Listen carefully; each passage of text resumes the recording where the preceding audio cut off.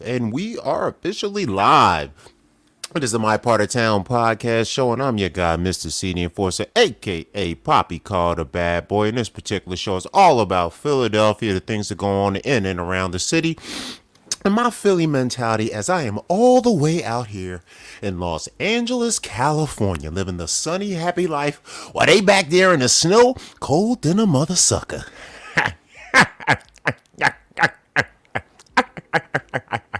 Anyway, let's get the show started. I always start the show with a little bit of just talking. I got to do a little house cleaning. Let me get this overlay off because I suck at my job here. There we go. There I am. And I need a few minutes to get myself together to do what they call, I guess you would call it house cleaning. That's when you share all your stuff to all your social medias, things like that. So I'm going to take a few minutes to do that. I'm going to play this interview video we had with the great Mark Norman, who is a wonderful top level comedian, which you guys probably know about. We went to this event called Clusterfest, which is in San Francisco. This was C19, and then after C19 came, they shut it down for 2 years, and they had it one more time, and we didn't go, and then like our crew kind of fell apart after that, and I'm like basically the last of the Mohicans. Most of the other guys moved to other states, and some of them are still here, but and some of them got famous and so forth and so on, and some of them are blowing in the wind. You know what I mean? But I'm going to play this right quick, do some quick shares, get myself organized, and you guys can listen to our great talk we had with Mark Norman. We talked to so much great talent. And you know what was funny? When we had this TV show, nobody watched. Nobody. We were on Dash Radio, Dash Talk. We were on Dash. We were in the big studio. We had everything just like all the famous people did. We even had famous people on our show. Nobody would watch, dude. You get 10, 12, 13 views. Even the page I'm going to now, you go there, it's like 50 views, 20 views, and it's years old. It's like, this is fucking us interviewing Mark Norman, Sinbad, and everybody you know that's famous. We interviewed them. Nothing. Bert Kreischer, just whatever. You know, you guys didn't do shit. We didn't get no likes or subs, nothing. It was the craziest shit, bro. But anyway, it just teaches you that you need more than just everything to be successful. How fucked up is that? Yay, America, right? But I'm gonna play this video and get my house cleaning on, and you guys can listen to my homie talk to Mark Norman. Of course, I'm in the background working with the cameras and stuff. My homie used to snake me for almost all the opportunities for the interviews. He had to be almost dead, or he would snake a motherfucker for. He one time didn't call me on purpose, so I wouldn't be there to do the interview I was supposed to do. Motherfucker. But anyway, that's how it is. Hollywood, baby. You can't take it personal. That's the game. Because he did come up. But let's play this video, and I'm going to do some house cleaning. One moment. Hello, everybody out there. Sailor Dev right here coming at you from Dash Radio at Skits Radio. And I have the man, the myth, the legend, Mark Norman in the building with us today. Mark, how are you at Clusterfest? I'm good. A little hungover, a little gay, but can't complain. Living the dream. Hot, sweaty, high, horny, not Jewish. You heard it right here, ladies. The exclusive, hot, high, and horny. Yeah. Mark Norman himself. So, I love your sailors. I love your wow. work, man. Thanks. Incredibly good. Thanks. I wanted to ask you a couple questions. For all those out there who are trying to develop their craft, you seem like you've honed it in pretty well. Really? I would say so, man. Oh, I don't feel that way, but I'll take it. I would say, what is your writing process like? Do you have specific, do you see something in real life and then just commit it to memory? Do you work out material on stage? How is that? You know, a little everything. An idea pops in, you go, this could be something, and you try, you write it. I write it in my room like a weirdo, and I have like a knife, like a butter knife, and I'm doing, if anybody saw me working on my material, I'd kill myself, because it's pretty embarrassing. But yeah, I just talk it out and I bring it on stage, and sometimes it kills, and sometimes the thing you thought would work doesn't. So that's why stand-up's fun, because you can't really nail it. You know, you nail it more than you did in the beginning, but there's still things that I'm like, wow, I didn't think that would be funny.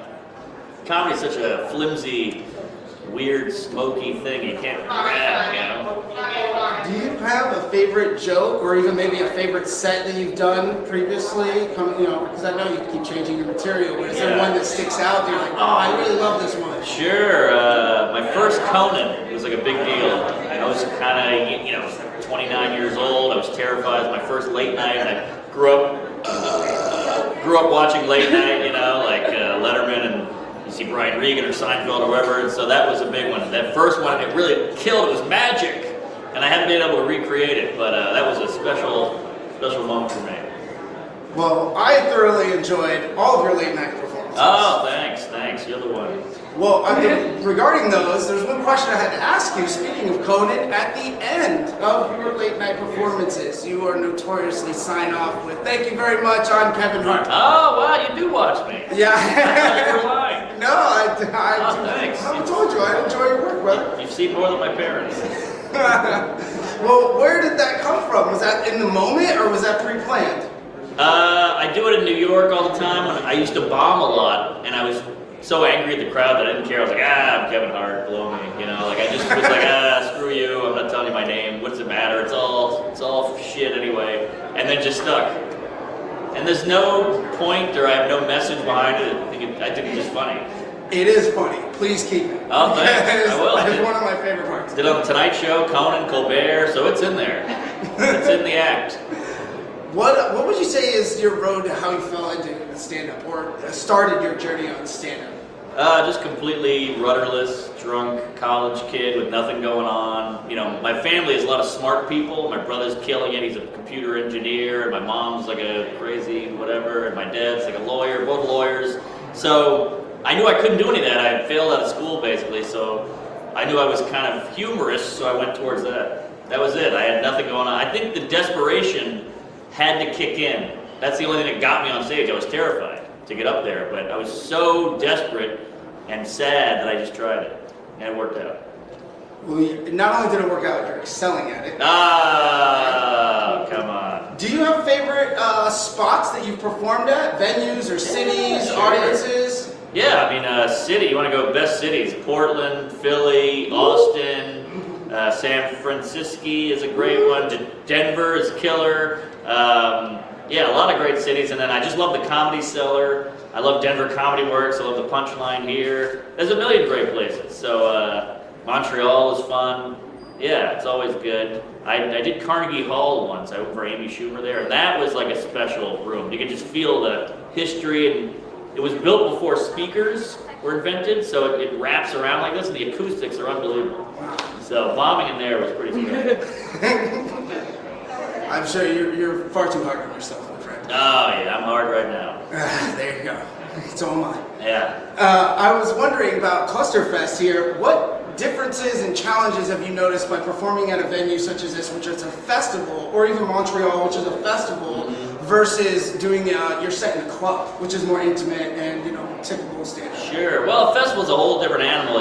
The show is almost in the way. You just want to get drunk, do drugs, bang a guy in a wheelchair, or whatever it is. But the show is just like, I got to do 15 minutes. All right, let me knock that out, and then get back to partying or seeing my friends or hanging out or whatever. So, yeah, festivals are a whole different thing. You just want to do your set and go. But at a club, I really hone it and work on it, and really focus in on that set. But here, it's just like let's just knock this out. Well, you look like you have a lot of fun doing what you're doing. Really? Wow. You can only see what's going on in here. It's not fun. Regardless, I believe you're remarkably good at it. But is there one thing that keeps you doing stand-up? Like, is there, now that you've done it and that you're successful at it, what is the driving force that, enjoyment, passion? I'm just thinking. Yeah, a little everything. I love it. It's special. It's hard. It's still hard, which is what makes it good. If it got easy, it'd be boring, So it's the best thing. It's the only thing I've ever gotten good at. I used to skateboard. You get pretty good, but then you break a leg, and you got to get back into it. Then you're getting older, and you're drinking more. But stand-up, you can just keep doing, and it's good. It's fun to get better at something. So you notice gradually. Hey, I couldn't have pulled that off a year ago. Oh, hey, now I'm on this show or that show. So it always goes up, and that's what I like. You're moving forward like a shark. Well, speaking of moving forward, what is on your bucket list for entertainment-wise? Do you want to have any goals or any specific things for stand-up you'd like to do? Play a certain venue? Maybe even do anything else related to entertainment? Like, what are you looking at in the future, man? Well, right now I got a real sex tape cooking. No, I always, you always, you want to do an hour on Netflix or HBO, and you want to get more fans, and I just want to be known as a great comic. As cheesy as that sounds, that's the big goal. Mission accomplished, bro. Ah, what a queef. I've been called many things in my life. I've yet to be called a queef. Well, it's just me, vulnerable and insecure, so I had to make fun of you for making me feel something. Well, yeah, you bring that up, and you bring that up a lot in your act, man. How does that translate into stand-up? Because you are putting yourself out there. And I feel like you just said you were vulnerable and insecure, but the act of doing stand-up shows courage and takes cojones to get up. I mean, Yeah, I mean, you get used to it. So I think it's just, I don't know, I don't think it takes courage anymore. Now I'm just going, let's see if this works. Let's see if that joke works. So I think you get over the courage part, and now you're just trying to be as funny as you can every time. You're a comedy fan. I am a comedy fan, man. Do you feel like there's too much comedy out right now? Are you worried it's a little saturated? No, I think that the more content gets to the more people, the better. Yeah. I do feel like because of that, there's not enough people curating content. What about this guy? I feel like Comedy Central does an excellent job. Yeah, they're great. That's why we're here. Yes. But I also, I think that comics themselves can... Good job. That was like the Booker of Comedy Central. You nailed that. Well done. Sweet. Out of the doghouse. Yeah. Onto the couch. But yeah, no, I think comics themselves, do you look at other comics and say maybe, oh, I like this, I don't like that, or maybe, hey, are there, I'm sure open micers, but are there other comics you see like, maybe what you're doing is not beneficial to us as a group, or is it kind of... But that's part of art. There's going to be bad art. There's going to be people who are just in it for the wrong reasons. That's just how it goes. There's always going to be hustlers and phonies. But I think the cream... Show starts in just a moment. I'm going to let this video finish, then I'm going to get into my talk. The cream rises to the top and gets to perform at Clusterfest. Yeah, well, there's some hacks here too. But that's just the breaks. Do you have friends here? You got I got a lot of friends here, yeah. Anyone you'd like to point the audience in the other direction toward? Be like, hey, this girl is really good. Sure, you gotta check out this chick, Amy Shoup. No, Sam Morrill's a killer. Forrest Shaw, Ronnie Chang, a lot of funny people. Roy Wood Jr. is great. Big fans. Nikki Glazer's very funny. So yeah, there's a ton of talent here, a lot of great comics, and they do a good job picking. Like I said, great job curating content, curating comedy. Yeah. What's coming up next for you? Where can everyone see you coming up? Oh, I'm all over the road. I'm on the road every weekend till I'm dead. So check out my website, marknormancomedy.com. And I'll see you all in hell. Praise Allah. Thank you so much, Mark. We really appreciate your time. Yo, he was legit funny, dog. Like, he's like that, yo. He was just even off the camera, dog. Same way. All right, let's get into the show. All right, so welcome to the My Part of Town podcast. We're going to get the show started right now. I usually start the show with my My Part of Town news segment, but I recently just put out a new music video, so I'm going to premiere my own video on this show. Fuck yeah, why not? You have your own show, premiere your own shit, right? So check out my new video. It's called Sunshine Bay.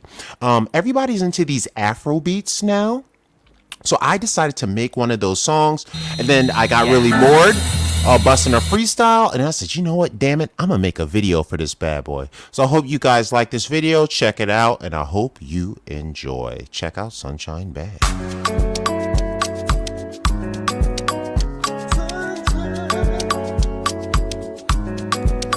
Sunshine, I know you my baby girl. You can call me your baby boy. Why don't you spend some time? I can be your sunshine. I know you my baby girl. You can call me your baby boy. Why don't you spend some time? I can be your sunshine. Hey baby girl, you wanna be my sunshine? Better treat me right in your heavy lifetime. Cook the food up in the morning with a tight rhyme. Get me head up in the swelly when the mic fine. Take me out up on the weekend, go we party out. It's Bobby got us, if I got about to start it out. From the city, call it Philly niggas, silly rock. All my Will Smith, snotty niggas, and they rock it out. Gotta take it, like your body, make it heavier in the night, quick it. And your love, what you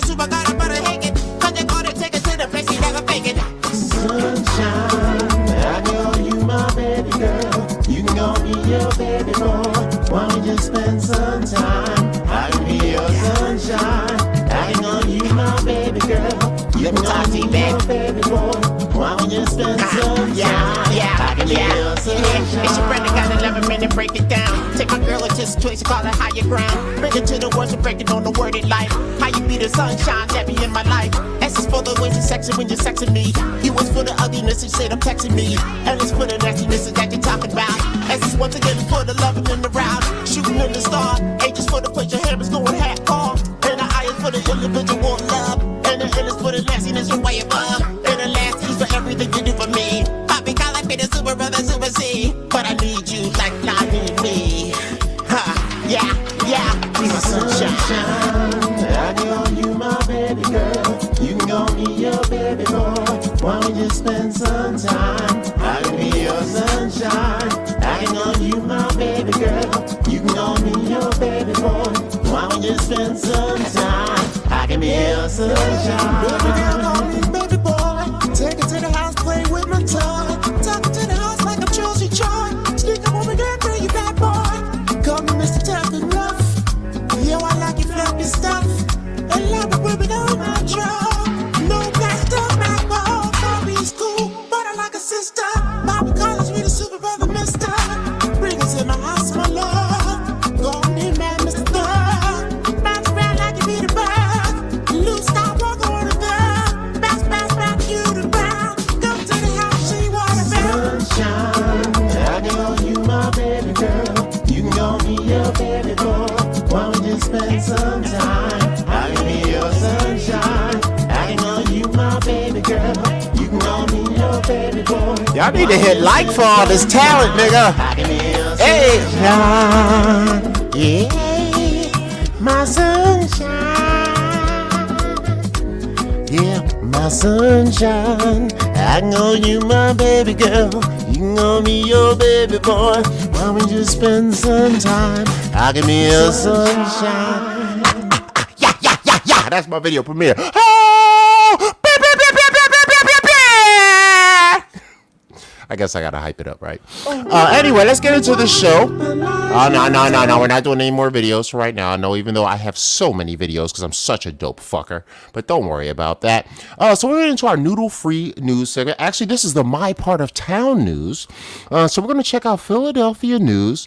My Part of Town news is sponsored by NBC 10 Philadelphia. Actually, it is not sponsored by NBC 10 Philadelphia, but that's whose page I use. So therefore, it is sponsored, but not sponsored by NBC 10. We're gonna go over some Philadelphia stories, check out what's going on in my city. I'm gonna leave it big so you guys can see the letters and the words instead of making myself small. I think only when I do like big time streamer stuff do I have to make it small. But NBC 10's been really cool. It never flags me. Shout out to NBC 10 and all the mainstream news channels who don't give me any trouble for doing my thing up in this bitch. So let's go right here. Fair use. NBC 10 rocking in the house.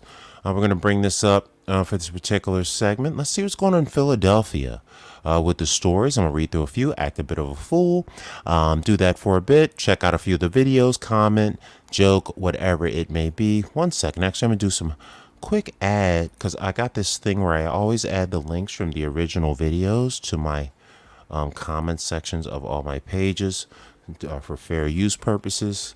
Because YouTube and Meta, they be hating on your boy. Black Jesus gets no love. They want me on a cross daily. I don't know if you know how this whole Black Jesus thing works. See, what it is you try to save everybody. And then what they do is they kill you for it. Yeah. Fucking thanks, man. Bastards.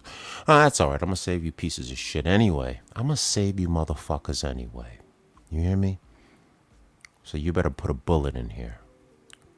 Because as much as you disrespect me, I shall return for hundreds of years.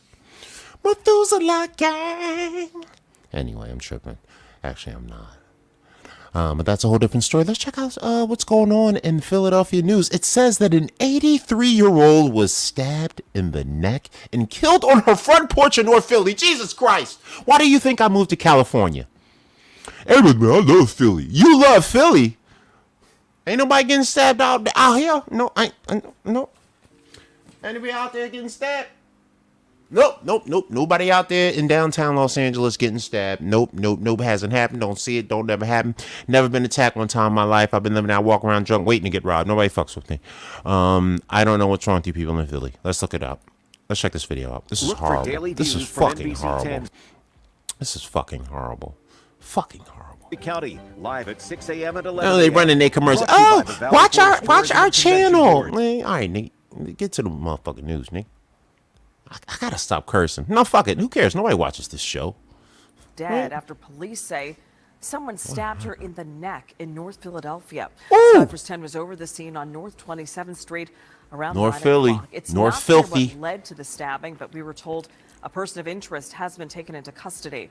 Police are still trying to determine that person's connection to the victim. Yeah, hit like, dislike, share, whatever. Don't share. Tell people to not watch the show. That's what I want you to do. Our newsroom. That's fucking sad, man. They don't even got no reason for it. They're like, what happened? Oh, they stabbed her. Why? We don't know. That's what just happened. That's Philly shit. I'm like, damn, really? What's this say? Former Philly police officer found not guilty in 2020 attack on protester. So he must have whooped some good ass. And now, let me tell you something about Philadelphia. This is the only place I've ever lived where we saw the cops whoop somebody's ass on camera, live after a car chase. And you know what everybody did in Philly? We cheered it on. We was like, whoop his ass! What? Whoop his ass! Yo, this one time, I'm gonna tell you this one story about this guy that we cheered it on. Like, cops, fuck him up. Like, give him a couple for your boy. I'm gonna tell you a story. There was this one guy about 10 years ago. He was on a criminal thing. He had robbed a store or something. He was running from the cops and escaped. This guy not only stole one car in a carjacking with a gun, he pulled a person out the car, stole it, and drove in the police chase. He's driving in the police chase. The car he's driving gets messed up, right? Because you know how it is. You driving, you banging and stuff. The car gets messed up and runs out of gas. So he pulls over in the car that's messed up, cuts off another, yanks a lady. I'm talking like a 50-year-old lady, dude. Like, this is GTA. He pulled a GTA, bro, and he did it twice, okay? He pulls over, jumps out, pulls the gun on the shorty at the window. She's like, oh, my God. He opens the door, yanks the lady out, literally throws her on the ground, hops in the car, takes off again. We're watching this all on the fucking helicopter live in Philly. He's driving around again for another 20 minutes. Fucks up the car. He stops again. And this is the second time. Runs up on somebody. Yo, get his shit up, nigga. I'm a wild Philly, nigga. What's happening? Pull the motherfucker out the whip again. They drive, and then they get all the way down to what's called West River Drive, near what's called East Falls. And whatnot, like where the East River and West River Drive, there's a river in the middle and two big fast streets on the side that they recently changed the speed limit to one of them. Because we be doing like 70 out that bitch. And you're only supposed to do like 30. But never been pulled over once by a cop. Right? So I don't know who's changing. Why are we? They're just like, stop crashing, motherfuckers, so we can have an argument. They don't even pull you over. They're like, no, you can still drive 70. Just don't crash, nigga. You're making us look bad. That's Philly traffic, by the way. So they get near this area, and the guy finally gets caught by the cops, right? They finally circle him. The car's trapped, and the cops get him, and they pull him out the car. Now, normally, right, you would think it's a black man. And normally, now, most cops in Philly are also black. So all the cops weren't white. But, dog, it was like 6 cops. They yank him out the whip. And I'm talking about on camera, just... When we at the crib, I said, get him, he's wildin'. Get that dude, he out of here, get him. Yeah, in Philly, we will cheer on getting your ass whooped by the cops if you doing some dumb bitch nigga shit. So don't get it fucked up. That's probably why this dude got away with it. Let's check out this story. Former Philadelphia police found guilty. They got the commercial running because, you know, they always trying to sell that bullshit. No, I don't give a fuck about Valley Forge tourism cam, nigga. Ain't none of them Valley Forge but dirt. What the fuck? I've been there. And like old war shit. It's like, oh, this is an old cannon. Okay, calm the fuck down. About a day and a half, the deliberations today, just a half hour.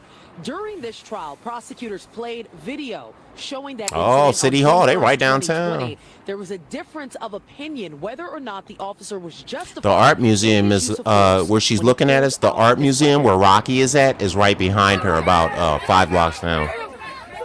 Oh, give it to him! Give it to him! Back up off your boy. Back up off your boy. I'm with him. I'm with him. Give it to you. That's right. Back up, money. What do you think I got this stick for, cuz? What you think I got this stick for, boy? Benjamin Franklin. Yeah, is that a shorty? Yeah, she had the Eagles jerseys on. That's what it really was. She had an Eagles jersey on. That's why everybody is mad. It's not because it was a woman or a person. You hit an Eagles fan. That's what we're pissed about. Yo, don't hit an Eagles fan. Eagles fans can do whatever they want. I would grease and climb a pole tonight as soon as this show's over on some Philly shit. The jury determined 57-year-old Bologna Yo, back up on me, shorty. That's right. What's happening, shorty? Yeah, what's happening, shorty? His attorney saying he's I'm with him. I'm with him. I ain't gonna lie, y'all can be mad at me. Cancel me, man. I'd crack the shit out of your bitch ass too. Get the fuck. We were doing something over here. Back the fuck up. What are you doing? We over here handling business, my nigga. As a police Way to crack her in the fucking head, officer, sir. Yeah, crack that bitch. Bitch, fuck out of here, shorty. Shorty. From the officer's helmet yeah. when they fell. It was still unclear if Officer Bologna pushed Gorski. Bitch! Oh, so it was a dude? Oh! No, it's even better. Now that I know it's a man he fucked up, it's even better! Yeah, homie! That's right, you ain't no thug, cuz. Who you think you are, little yachty? Yeah, crack money. Don't be running up on the po-po up in running up on the po-po. Smack you in your joint, man. Philly, cuz. I'm enjoying this way too much, by the way. Special Investigations Unit works so hard. I'm so silly. In ways that my oh, I hate it. My stupid live thing is acting silly. And obviously we accept the verdict. Oh, it's okay. Good. There we go. I'm cutting up though. I thought YouTube and them was hating on your boy. Because I was having so much fun. With Philadelphia Police Yo, her hair looks ridiculous. Okay, let's clown this bitch. What is with her hair? And why does she look like she weighs 700 pounds under that jacket? She's got that skinny face. She got the dreadlock fro. Is that a dread fro? Is that a dreadhawk fro? Like, what is that? What is that on the top of her head? And then she look at the bottom of the coat. She look like she pregnant with 3 people kids. Man, she probably pregnant with this light-skinned Negro kid because you know them dark-skinned sisters. They like light-skinned motherfuckers. But that's a whole nother issue. Let's see what else is going on in the city. My Part of Town Podcast News. Holla at your boy. Sponsored but not sponsored by NBC 10. Thank you for letting me use you guys stuff and not flagging me. Teen arrested after shots fired at a gathering near Temple campus. Yo. Temple University is in the heart of what is called North Philly. You remember the 83-year-old lady that got stabbed in North Philly? Well, yeah, Temple University is right down the street. Yeah, Bill Cosby's school. Yeah, the great Temple U is in the hood. I mean, in the hood. I used to go to high school right next to it. We used to get chased to the train and attacked by the kids. Yeah, that kind of neighborhood. And we didn't do nothing but go to school. Anyway. But yeah, let's see what happened by Temple. Yo, somebody's always getting hurt or stabbed or attacked in Temple University, bro. This news. And they keep trying to gentrify and fix the area. They're really trying to fix it up, but the hood is right next door. And you can't have a bunch of college kids and people with money and education and opportunity in one place, then 6 blocks away. Actually, similar to a USC. I live near USC and the ghetto is kind of around here. This used to be more of the ghetto. Now it's getting gentrified. But same thing. Like USC is in the hood, they say. Temple is in the hood like USC. Nice as fuck when you're on campus, but 2 blocks off of campus in any direction. Let me tell you like this. There's no Vaseline used when they stick stuff in your butt. Possession of a gun when they tracked him down. Oh, he was popping. Oh, what happened? Let's run it back. What about 15? 15. Near Temple University campus over the Why are you shooting people? Police say the teenager was in possession of a gun when they tracked him down. Officers believe it was used in Saturday's shooting. Temple University says more than 500 people, mostly teenagers, used social media to meet up near campus Saturday. Oh, they did one of those meetup things. Hearing the shots, no one was hurt. Oh, good. No one was hurt. That's good. Now, I do like, yeah, you know these little niggas can't shoot, right? And plus, you know, young guys, when you're 15 years old, guess how you shoot? Like this. Bang, bang, bang, bang, bang. You know, actually shoot like this. Bang, bang, bang, bang, bang. And you're running. Bang, bang. Just like the guy in New York. Bang, bang. Shooting under his arm like he the transporter. Did you see the nigga in New York? He was running and shot under his arm like, ah. Like, who are you, the transporter, nigga? Stop watching movies, you dumb little young niggas. And you can't shoot shit. You don't hit shit. The nigga that shot in New York, he hit an old bitch that wasn't even involved in the hit. Like, at least shoot the security guard, my nigga. Get these fucking guns out. And you know what? No, you know what? Idle hands make for the devil's work. The reason we keep hearing these young kids with these weapons is because they have nothing to do. What's up with the police athletic league? What is up with the youth sports? What is up with teaching kids how to fix cars, giving them a trade, teach them how to drive trucks? Everybody doesn't want to go to college, man. You know you can make $100,000 a year driving a truck? You know you can make $100,000 a year being a plumber or an electrician? None of this requires a degree. You know you can make $100,000 a year fixing cars for a living, fixing computers for a living. Don't need to be able to even read for that shit. Why aren't you parents out there getting your kids into this stuff instead of them running around living some fucking bullshit fantasy, trying to be fucking Cameron and some old oh boy video? What the fuck, nigga? Anyway, I'm upset. I'm upset. I keep using nigga a lot because I'm trying to make sure that my show is not seen by anybody. It's Black History Month. I'm a black man. Don't you mess with me. It's Black History Month. So if YouTube or any of y'all have a problem with what I'm saying on my show, I'm going to sue y'all for racism because I'm a black man and don't you mess with my show. All right, I'm tripping. YouTube will shut me the fuck down and I will die the next day of a weird thing. Like, well, how did Carl just die? I was like, I don't know. YouTube shut his channel down and he just died. Like, shit.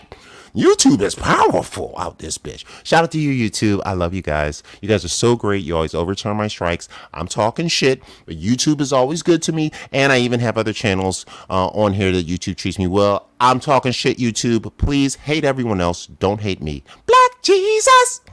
Anyway, let's get back into the stories from the my part of town news. We'll see what else is happening in Phil. Oh, they done shot each other during the goddamn celebration for the goddamn Super Bowl. Let's see what happened. 1 dead and 21 hurt in a shooting. Jesus fuck. Highland Park. So this doesn't sound like this was some Philly shit. Let me see. Union Station. So this is in Cali. So this was here. Highland Park. This is in California. This is here. Actually, I'm embarrassed. Because remember how I was talking shit about how we don't have crimes? Okay, so a nigga just got shot out here. But that's not the point. Let's listen to what happened. And don't you blame California for this. This is some Philly shit. Brought back painful memories for those. I blame Philly. It was probably Eagles fan. Scene of chaos and terror when gunfire erupted during their 4th of July parade a year and a half ago. NBC5's Everard Cassimy spoke with survivors from that mass shooting tragedy. My heart sank. Highland Park Mayor Nancy Rotering is devastated after hearing of another deadly shooting. Did you guys know that there's like a 30 or 40% like Asian rate? And like all the Asians live in Highland Park. It's like if you're Chinese or something else, they're like, where do you live? I live in Highland Park. If you come to California and you want to find somebody Asian, go to Highland Park. You will find Chinese. That's why they have the Kansas City thing, because it's the year of the dragon and the color is red. It's not because of the Kansas City. It's a year of the dragon celebration, but the Asians like to cover it up because they be on that China shit. I'm stupid. Celebratory parade. This one hits close to home, not just because of what happened in Highland Park in 2022. Oh, it's Chicago. It says Chicago. Okay, it's not LA. It's Chicago. Oh, Chicago. Never mind. I feel better. Yeah, that's right. They would never shoot nobody here in LA. See, oh, Chicago, just like Philly. You guys are violent. For safety, along with his wife and mother.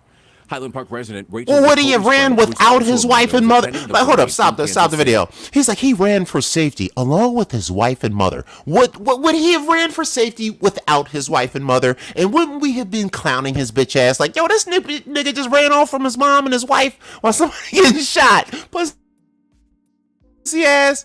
Of course he ran off with his mom and his mother.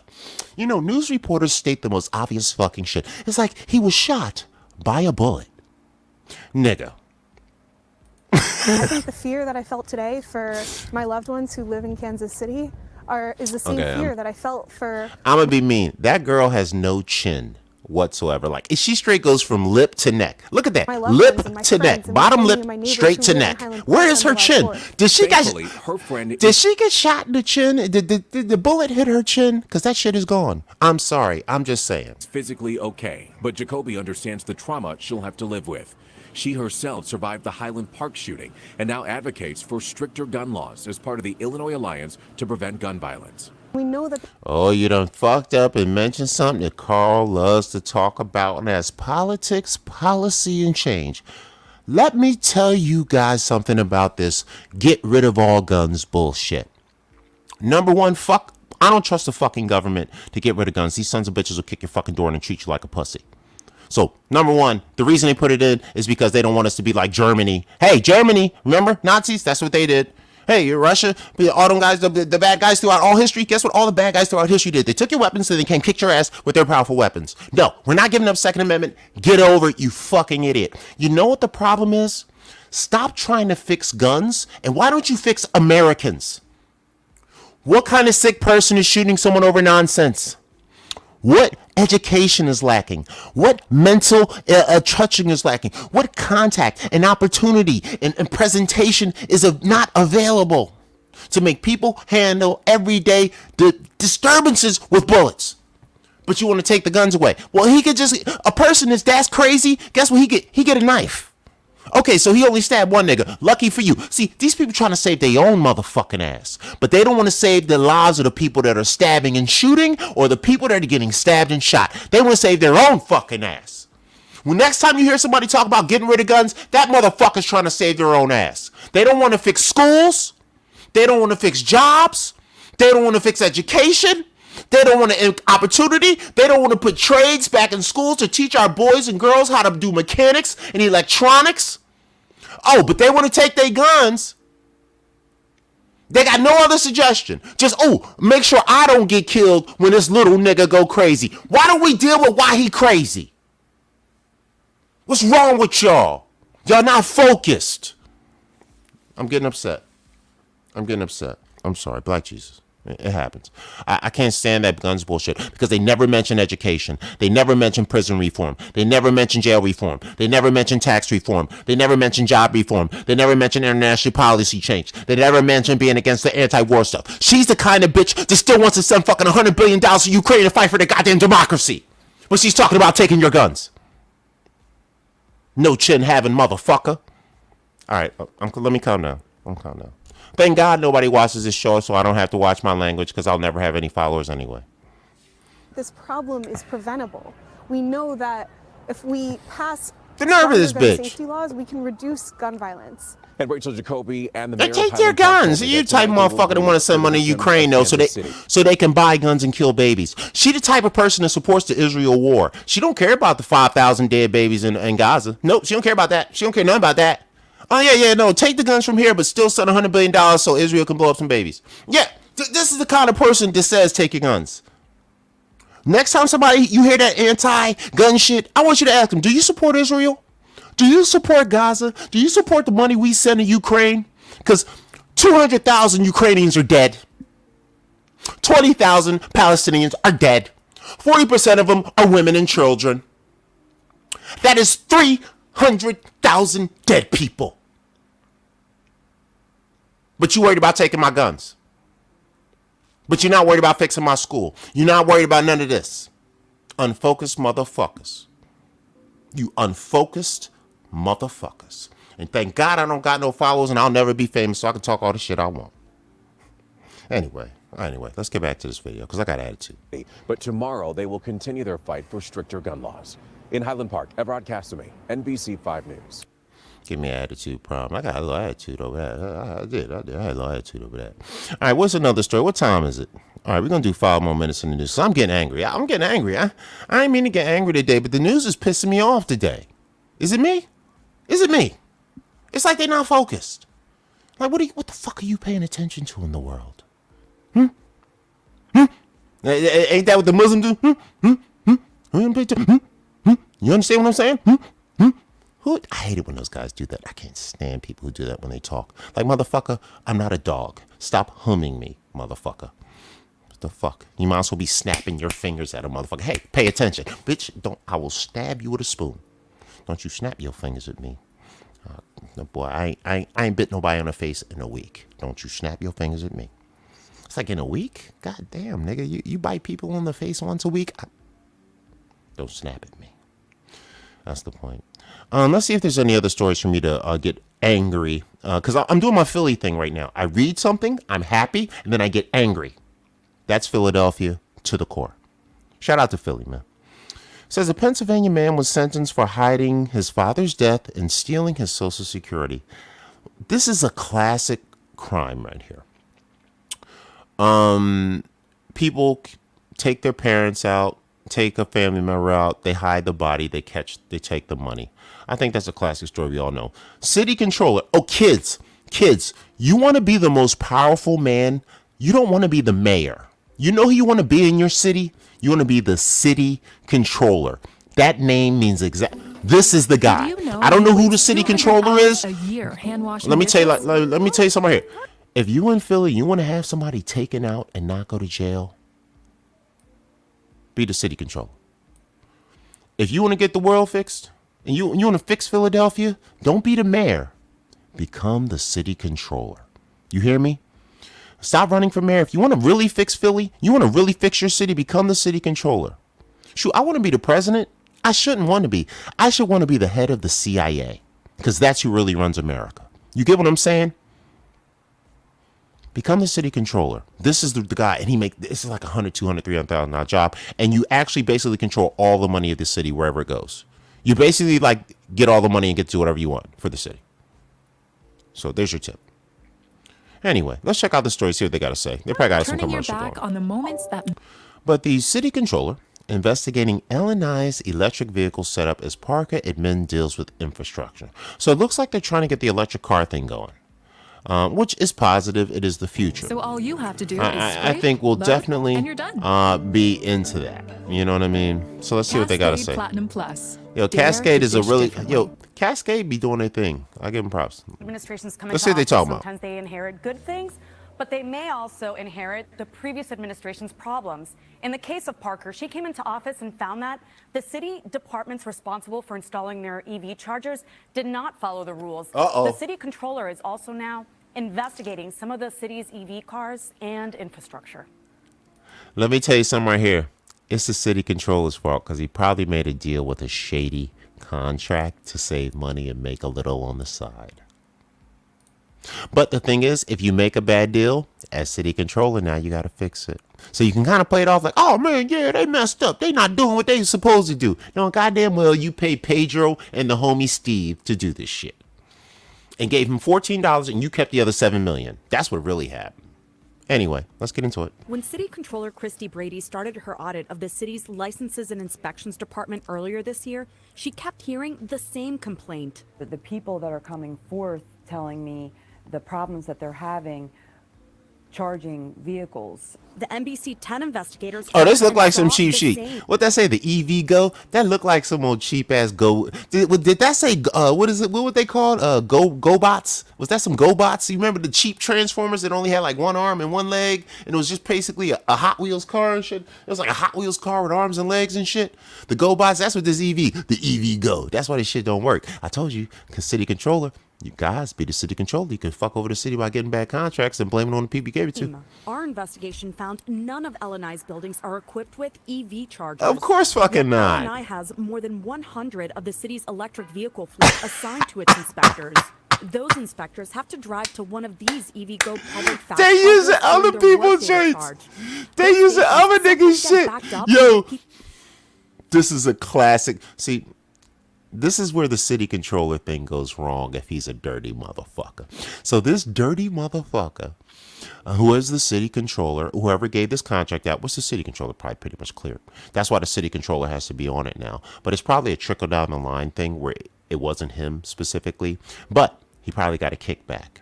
This is how this works, guys. Shitty deal. The people didn't even have EV chargers and they got a contract from this. How the fuck you get a contract for 100 cars from the city and you don't even have a place to charge them?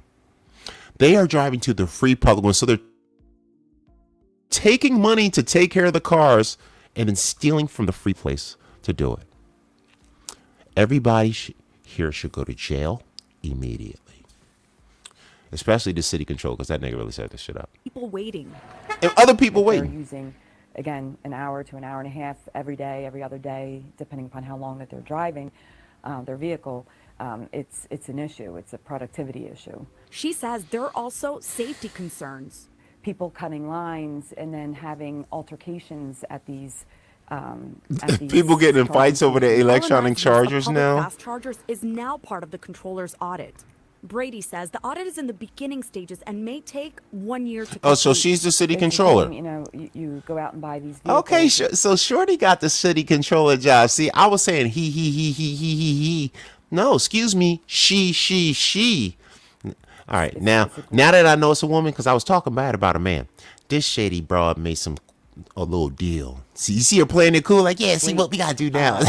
You know, oh well, you know, we gotta figure something out. My That's her. The city has some charges Playing based on stupid. buildings and parking No, lots damn well for you other made this departments shady ass and deal. committees.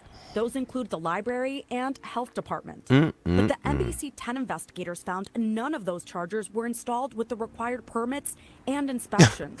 Following our reporting in December, LNI issued violations to the city's 54 EV charger Yo, sites. city work According be to an grimy. LNI It's just spokesperson, like each violation you, came I'm telling with you a guys. 300 You think just Congress and dog, our entire political structure is corrupt from the tippy top to. You think Africa's corrupt? You talk about all those African. No. Corruption is from the bottom to the top. City, state, national, international, corporate. It's everywhere. America is rife with filth. This is a clear highway robbery contract deal to somebody who had no business getting this contract from a friend who he probably went out and got drunk with. And the only reason the guy gave him a contract because he got pictures of him with a prostitute. That's the real reason. Let me wake you up. $100 Actually, fine. pictures of her with a prostitute because it's a woman. So I guess maybe she was buying some dick that night. You know, she a hardworking woman. She can't get no penis. Won't no man love no woman like that. She probably mean as a fuck, right? So she was out buying some dick. Somebody got it on camera, and then now they made her. They made her give them the shitty contract. Now they fucking up. She's like, damn, you fucking up the contract you gave me, nigga, just because you saw me getting some dick. Now I gotta give you this shitty contract. Anyway, let's get into it. Totaling more than $17,000. That's not much considering the city's more than $6 billion budget. City Hall but looks beautiful. It is something the city's new managing director, Adam Teal, says will now be addressed. Yo, sister back there got a big ass head. God damn, sister, you skinny as shit. Why she looking like James Brown when it go dark? Tell me that don't look like James Brown when it's dark like that. By the Parker administration. You know, we're looking into it, dealing with it, and I think going forward, we want to make sure that any of those installations are done 100% properly, according to all the rules, regulations, and codes. LNI records show that the city's EV chargers failed a second round of. I ain't gonna lie, they look like they all lying. I think they all got something off the top, and they just like, oh, I don't know why it's not. I don't understand. Oh, we're gonna find out. After I get back from Jamaica. Inspections in late January. That's have politics. you gotten to the bottom, though, of whether they were installed by qualified people who We have not gotten to the bottom of it. You have no idea because y'all know you already gave it to some bullshit motherfucker. They probably gave it to some niggas outside of Home Depot. You know how my Latino brothers, they like to wait outside of Home Depot? They probably pulled up to Home Depot. It's like, yo, man, you want this contract for this EV shit? Look, here's $20. You got it for the whole city. And how much? And, Poppy was like, hey, ¿cuándo es the contract? Right? And he was like, oh, don't worry about how much that is. Take this $20. You good. He walks away with the $8 million, buys a new house, just like Black Lives Matter did. And then now he's sitting around, him and that lady, because, him and that controller lady, they probably banging. Matter of fact, that's the reason why they gave him the contract, because this guy and the city controller lady, they probably fucking. And he got them on tape, and then the guy got them to give him this bullshit contract that he's fucking up right now. This is all allegedly, and none of this is true. But I'm an idiot.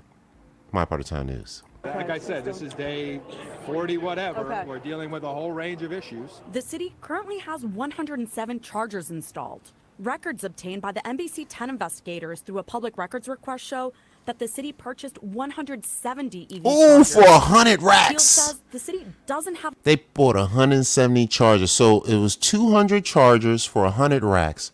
So was that $5,000? That was $6,000 a charger. It was 170. So about $6,000 per charger. And none of them work. This is going to sound bad because we did just have the Chinese New Year, right? And this is the year of the dragon. But how much do you bet if you flip over one of those EV chargers for $6,000? Motherfucker says made in China. I'm saying I ain't seen them. I'm just saying I am making wild accusations that are unproven and all alleged, and I don't know shit. I'm just saying everything I'm saying sounds like total facts. Have a date yet for when more chargers will be put into service. We need to have more Happy Valentine's Day, qualified motherfuckers. workers to install this type of infrastructure. And the city announced earlier this week. All right, what time are we? We got 9 more minutes. I'm gonna fuck around on the news for 9 more minutes. I'm gonna do a quick run through quick run through the sports. Then I'm gonna do my Philly bio and get out of here. Stop lingering. I really had fun though. I had a lot of fun though with this news section. Let me see if there's anything else we need to talk about before we transition over to a quick break. Take a video break. Come back after like 5 minutes at the 10:30 Pacific Standard Time mark. And then come back and do Philly sports for just a short time, about 15 minutes till about 10:45. Then at 10:45 we will get into the Philly bio, which is apparently this a singer named Santi Gold, Santigold. Santi Gold. I have no idea who this is, but apparently it's some singer lady from Philly. So we'll check her shit out and see what she's about after our sports section. For now, we're going to check out another sport news segment here. See if there's any interesting stories for me to be disrespectful and completely out of control with. Let's see what we got. PA man sentenced for hiding death. I saw that one. City controllers fucking that one guy we just saw. The new dating app that requires you to have a 675. Guys, I have a 660 credit score right now. That means I'm a successful black man. I almost have a 700 credit score. I know. Suck my dick later. All right. Yes. Not you, Puff Daddy. You back up. Well, unless you got $10 or $20 million, then I'll let you suck it. But you better wear a wig, so I feel comfortable with it. Fucking Puff, you fucking sick bastard. Let's see what else we got. This girl got to meet Tyrese Maxey. She wants to have his baby. Tyrese, wear a condom. Stay away from that woman. Rocky to Kelsey, be mine. I have no idea what that means. Oh, probably the center, but who gives a fuck, right? Investigator believe the brother of the dad killed alongside family East Lansdowne. Okay, I don't. Okay,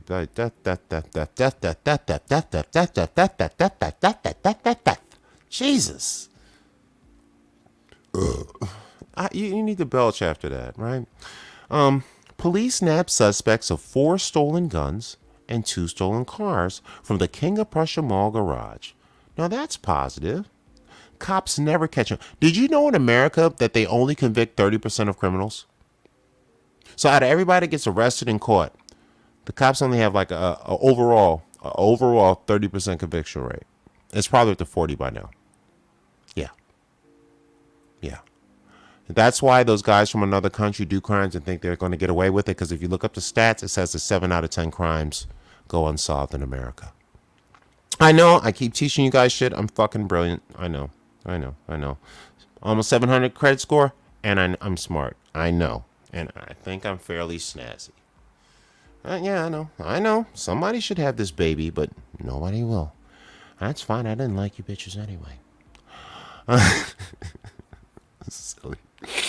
What else we got? Once in a lifetime experience, blah, blah, blah. We're getting near the mark. You know what? I'm going to play a video right now as a break time. I think that's the end of the Philadelphia news segment. Fuck it. Play one more of my videos. This is fucking self-aggrandizement day, right? I'm motherfucking Carl. I'm jocking my goddamn self. I don't play my own goddamn videos because I'm the motherfucking shit. Check out my love story video, motherfuckers. The lies you told me, why, I'm cold and lonely. Fuck me one time, babe, and I'll be yours forever.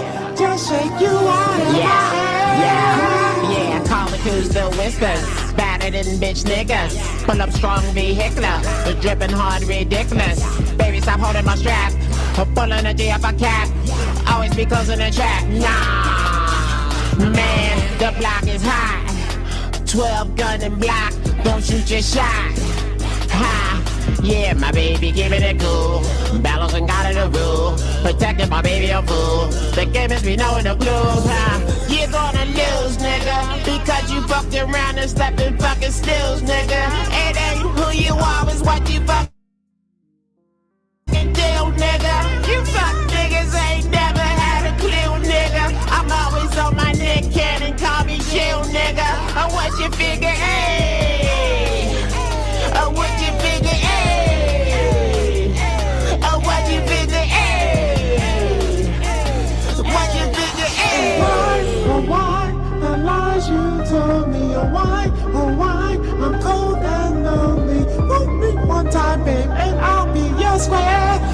take you out of my head. Oh why, the lies you told me. Oh why, I'm cold and lonely. Fuck me one time, babe, and I'll be your square.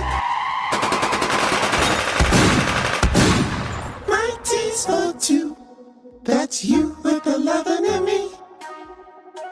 My tea's for two, that's you with the loving in me. Yo, the C-I-double-O-C, come on and kick it with me. The scavengers love bottom feed, just call me a guy for the sea. Don't you know who the fuck you are? Reincarnate energy from distant star. Fuck this, fuck that, rather run and Jason tuck that. Things that make my babies buzz back. Wireless niggas take yaks out your hand. Be so blind and got tricked by Obama plan. That's you with the loving in me. My tea's for two, that's you with the loving in me. Man, 20, and they kicking the can. Pulling problems like fan, fucking Roseland like Dan. Swagger hoodies made for stopping of the Ku Klux and Klan. Shit, fuck you niggas talking about. Always traveling in that bumpy route. God damn, man. Yeah, you niggas fucking it all. Pushing on them, make your body. Stay on the cost. It ain't over, little nigga. What the fuck you gon' do?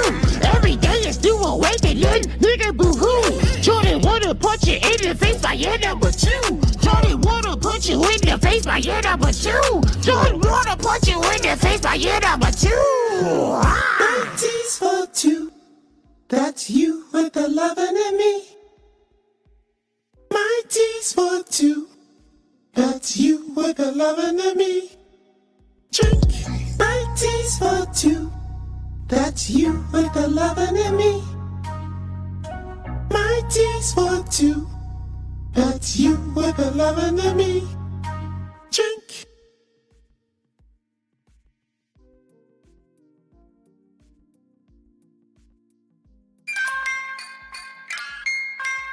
We'll start after this song right here. It's 2 minutes and 45 seconds. I'll play this. You get me right after the, right after the 10:30. That'll work.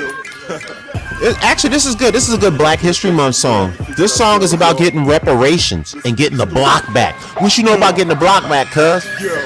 Yo. 100 years and you've been holding my stock back. It's time for reparations, time for getting the block back. Give me the block back. It's time for all the change, nigga. Give me the block back. I'ma be the Nipsey, nigga. Give me the block back. I'ma be the Biggie, nigga. Give me the block back. I'ma be the Pop, nigga. Give me the block back. I'ma be the Danny Boy. Give me the block back. Give me the block back. Give me the block back. I need the block back for the dead. Can't you smell the blood on the curb? Smell it red. Man, only dying for the pain we got. Only dying for the stupid shit you put it right. It started at the Vietnam War, you sent them home. With a bunch of heroin the way you bend the bone. Send them back to the crib of babies in the bone. Then they hurt us, then they grabbed the pain and took us home. 100 years and you've been holding my stock back. It's time for reparations, time for getting the block back. Give me the block back. It's time for all the change, nigga. Give me the block back. I'ma be the Nipsey, nigga. Give me the block back. I'ma be the Biggie, nigga. Give me the block back. I'ma be the Pop, nigga. Give me the block back. I'ma be the Danny Boy. Give me the block back. Give me the block back. Give me the block back. I want the block back. I need the soundtrack. And that's why I did up in the end and now my wild dad. And now I'm reformed. And now I'm back on live. I done bought the fucking whole shit upon my legs. And now we out here selling and doing legal wise. We ain't got no guns, ain't got no shit up in the eyes. And then the hater come around and take us all down. And now the blood is coming from a death I'm screaming round. I want to live it for my babies and my kiddies, y'all. And why you taking from the niggas in my brown and brown? And every time we come around and hold the building, y'all. He always take it down and burn it till we kill it, y'all. He always take the message from us and you ring them down. And then you always screaming, why now? Stop your crying and your bullshit. Stop fighting, killing all you niggas on the hate. 100 years and you've been holding my stock back. It's time for reparations, time for getting the block back. Give me the block back. It's time for all the change, nigga. Give me the block back. I'ma be the Nipsey, nigga. Give me the block back. I'ma be the Biggie, nigga. Give me the block back. I'ma be the Pop, nigga. Give me the block back. I'ma be the Danny Boy. Give me the block back. Give me the block back. Give me the block back. That joint give me a little hype right there. I'm ready to start a fist fight now. All right, calm down. Calm down. All right, next segment, Noodle Free News. Actually, my part of town podcast news. All right, stop playing. Stop. Nigga, stop. See, you see how arrogant I even am when it's not me? I'm just all up in this shit. Listen to me. Look at Mike. Damn, nigga, calm down with your narcissistic ass. Is it weird that I'm cussing myself out? I think that's pretty cool. That means I'm accountable. But I don't know. I think more of you guys should cuss yourselves out. Yo, sometimes just sit around like, nigga, get your shit together. Nigga, what the fuck is wrong with you? Like, sometimes look yourself in the mirror, man, like, I'm talking to the man in the mirror. Oh. Ask yourself to change your ways. Nobody else is going to check you. Like, you know how people, who going to check me, boo? Well, you check you, boo. Fuck who going to check? You check you, boo. Try that one. On for size. Like, does that fit? Does that? Oh, wait. Oh, shit, they about to drop my Wi-Fi. Okay, it's cool. I seen the little shit do some shit. You know, they be fucking with a real nigga. All right, see, I was talking to who gonna check me, boo? And it's like, we gonna check you by cutting off your fucking internet. See, this is what happens when you run for president. Do you guys know that because I have been running for president for 7 years, I am on the NSA FBI watch list? Yes, your boy Carl, Mr. C. The government is watching me. When I catch planes, sometimes when I catch the plane, guys, they check my bag twice. They check it once, an extra time when I first come through. And then you know what happens? Like, I'd say once a year since I started running. They'll come up to me on the plane. So I'll be sitting on the plane in my chair, chilling, right? Like, just, jerking off and shit, weirding people out. And they'll walk up to me like, excuse me, sir. Yeah, we just want to let you know, we're going to be checking your bag again. Like, checking my fucking bag again? Dog, I've been flying for 30 years since I was 18. I'm 48, going to be 49 soon. I have never done anything ever wrong on a plane. I have friends that are banned and they don't fucking get checked.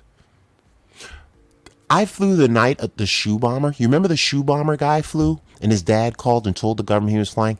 I flew that same Christmas Eve, and that was one of the times they checked my bag twice. And then I got home and then I heard about the shoe bombers. Like, wait a minute. So and when I got to the airport in LAX, I swear to God, bro, I got to the airport at LAX. This was about, the shoe bomber was about 4 or 5 years ago, right? I got to the airport at LAX, right? And I was walking through the airport, dude, every TSA agent I passed, I'm talking 50 people, was on me, nigga. Like, they had a picture of your boy, bro. Like, yo, there you go. Like, they was looking at me like that. Every TSA agent I passed was like on some gangbanger, like, yeah, that's what we see what's happening. Like, I'm like, I kept looking, I was like, yo, what the fuck? I was like, yo, it's kind of hot in here, nigga. Like, what's? And then I got on the plane and they checked my shit once. I was like, yo, why you checking my shit? I don't even. And then I was on the plane and then they pulled that walk up shit. I'm like, yo. And so, you know how I found out I was on the NSA FBI watch list? Yes. You know how bad of a motherfucker you got to be without being a criminal, without being violent, without threatening horrible things that the government is. They think I'm fucking Black Jesus. They're probably plotting my murder. No bullshit, right? But as long as as long as you don't send a big butt and a smile, I think I'm safe. But that's a whole nother conversation. Please do not send a hitman to Tijuana. You got me. Especially if you send him to Hong Kong. Never mind. What happens in Hong Kong stays in Hong Kong. Never forget I even mentioned it. Nobody, you don't even know what Hong Kong is in Tijuana. Forget what I said. Anyway, yeah. And so I was looking to get my license fixed. I'm a Philly nigga. I'm a real Philly nigga. My license is fucked up because when I went to school in Virginia at Hampton University, yes, I went to one of the top Black schools in the country because I'm fucking brilliant. I had a lot of tickets and I didn't pay them in Virginia. And then because of the whole 9/11 bullshit after that, they unified all the DMVs. So even though my license was only suspended in Virginia, once 9/11 came around, they made that Patriot Act shit. They linked the whole country. So when I went to get my license again, like in California after I moved, I think it was in Arizona, it was okay. And I could always get it done in Philly. But then I moved to California in 2008 and I went to get my license renewed. Because you only do it every 4 or 5 years. So it'd probably already been done, right? And I walked up and the chick was like, yo, you got a hit in Virginia. I was like, the fuck you mean Virginia? This ain't Virginia, nigga. And she's like, no, they linked everything ever since the 9/11 scenario. And I'm like, you motherfuckers. So the whole point was to stop terrorizers. Yet, you know who you're fucking with? Me. So now you know what I got to do? I got to take a 10-hour driving course that cost $800 before I can get my license back. So I was looking up this thing, right?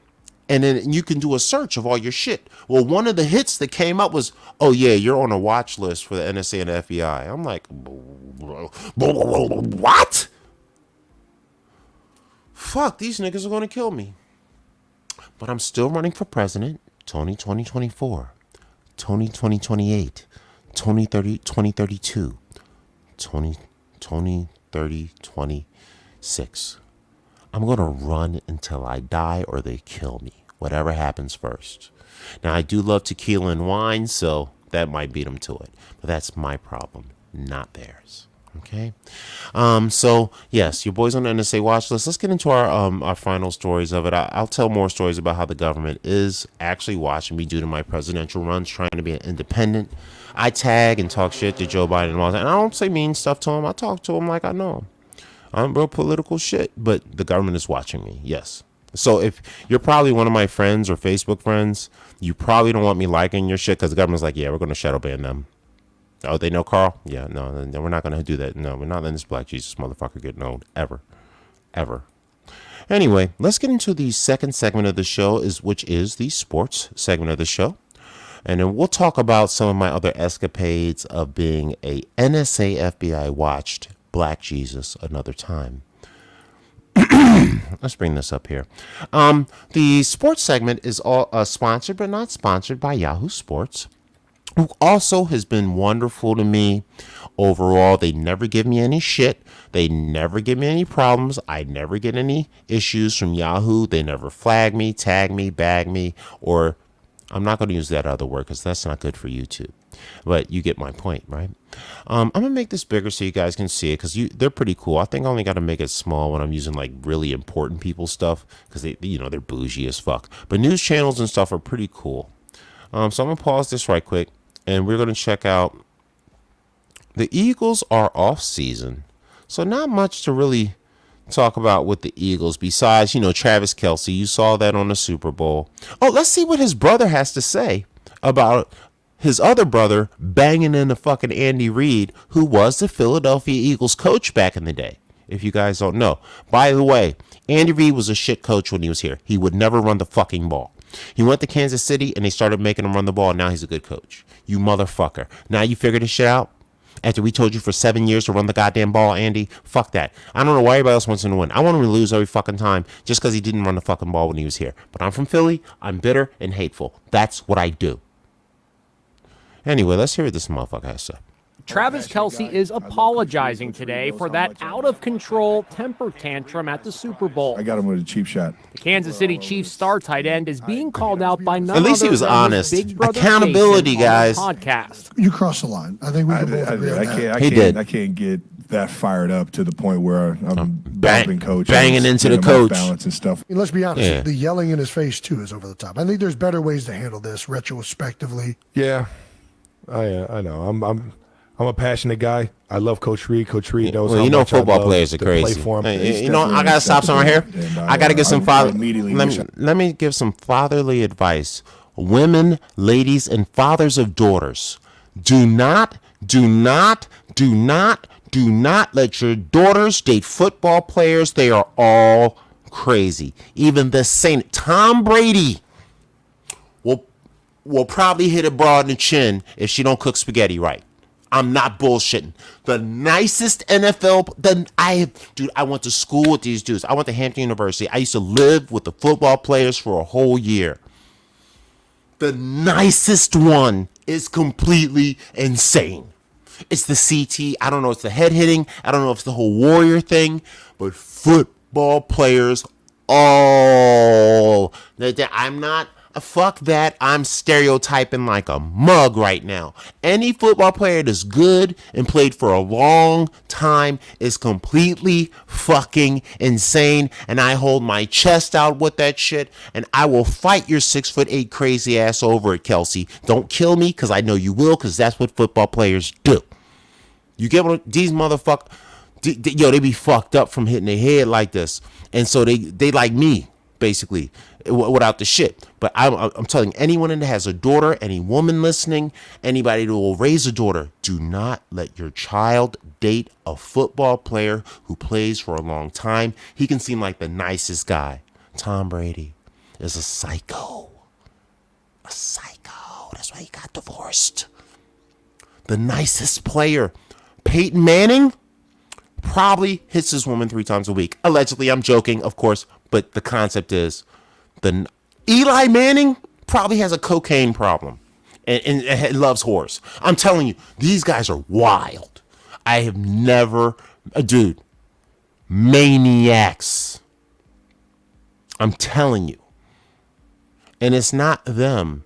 They're good men.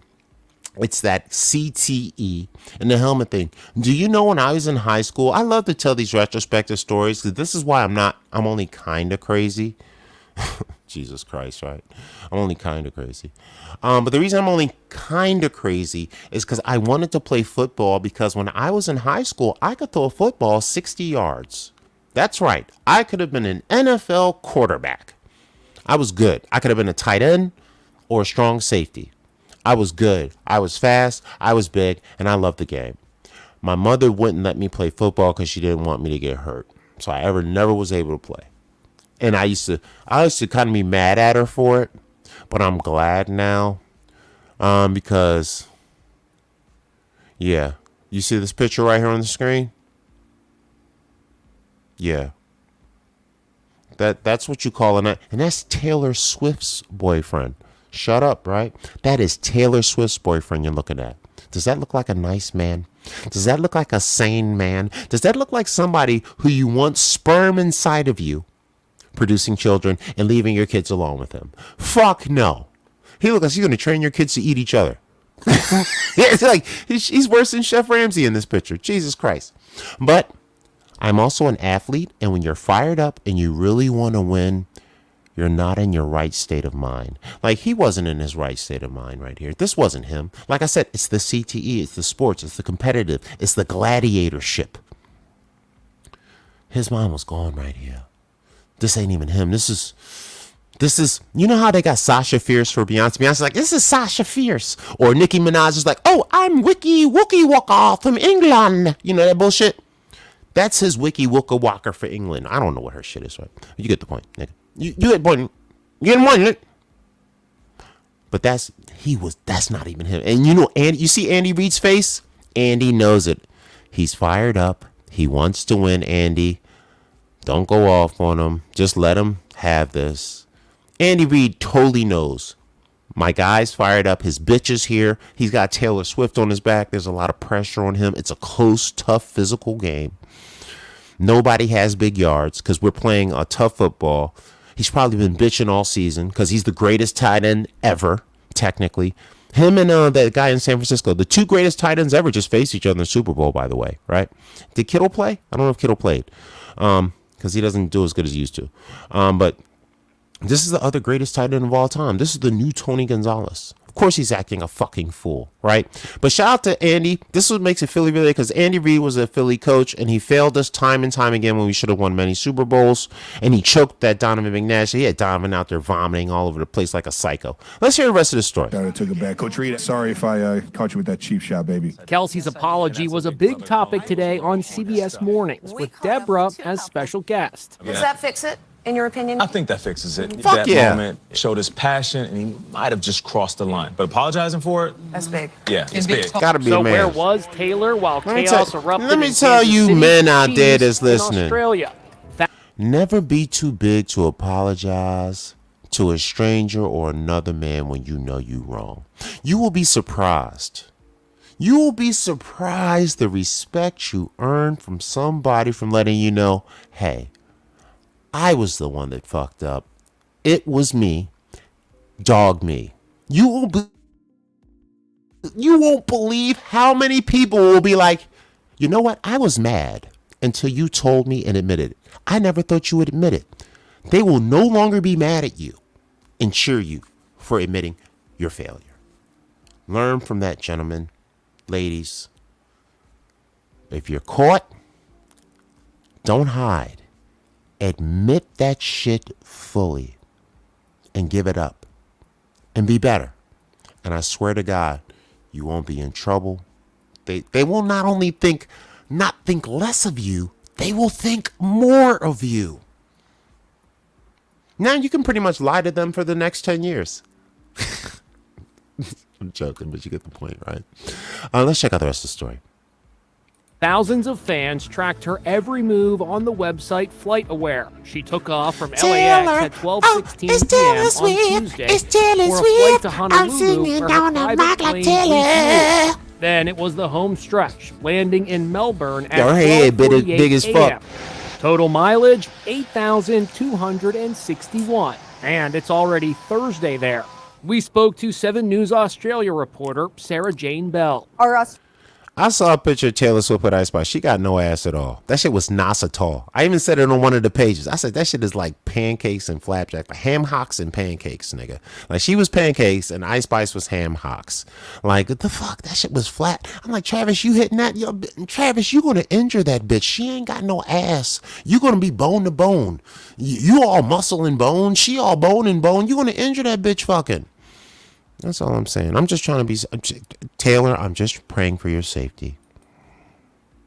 Australian Swifties as excited about Taylor Swift and Travis Kelce watching their love story unfold? I think they absolutely... Also, you notice how everybody's wearing red because of the Year of the Dragon and all the teams in the Super Bowl are red? Do you notice... Is that coincidence? The Chinese Year of the Dragon is the color red. Valentine's Day, I'm wearing red. The Super Bowl was all red. These hoes are all wearing red. Anybody with me on this?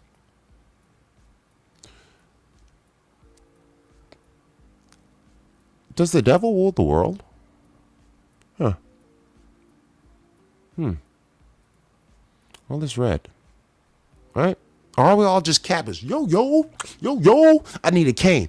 Yo, yo, yo, yo. Wait, I got a cane back here somewhere. Wait, where's my cane? Oh, it's all the way over there. Never mind, nigga. I ain't gonna get my cane. I got an old black man cane that's wood and shit. All right, back to the Swifties. Yo, they had the record thing for the Super Bowl this year, and it's because all the Swiftie bitches watched. Thank you, Taylor Swift, for getting the ratings up out this business. Yo, did you know she had her own highlight reel on NFL? Her own highlight reel. But you didn't play the game. On the screen and on the photos that we see, and you do feel like you are part of their love story. So, look, I think we're all incredibly excited, and it's all generations. It's right through from the kids all the way up to grandparents. All right. Reel it in. Okay. So anyway, let's check out some other Philadelphia sports right quick. Let's check out the Sixers, who are down without Joel Embiid, but they look really good after the Buddy Hield trade. Last week, I made a prediction that the Philadelphia 76ers, after the All-Star break, are going to make a 10 to 12 game run. That's right. I don't know if you've seen the last few games. They look really good. They don't look great, but they look good. They just lost, I think, tonight, but they look really good. They look like a team. And once Tyrese Maxey figures out a few different things and a couple other guys get their confidence going, oh my God. And you know how we lost tonight? They just weren't boxing out. They lost to Miami, matter of fact.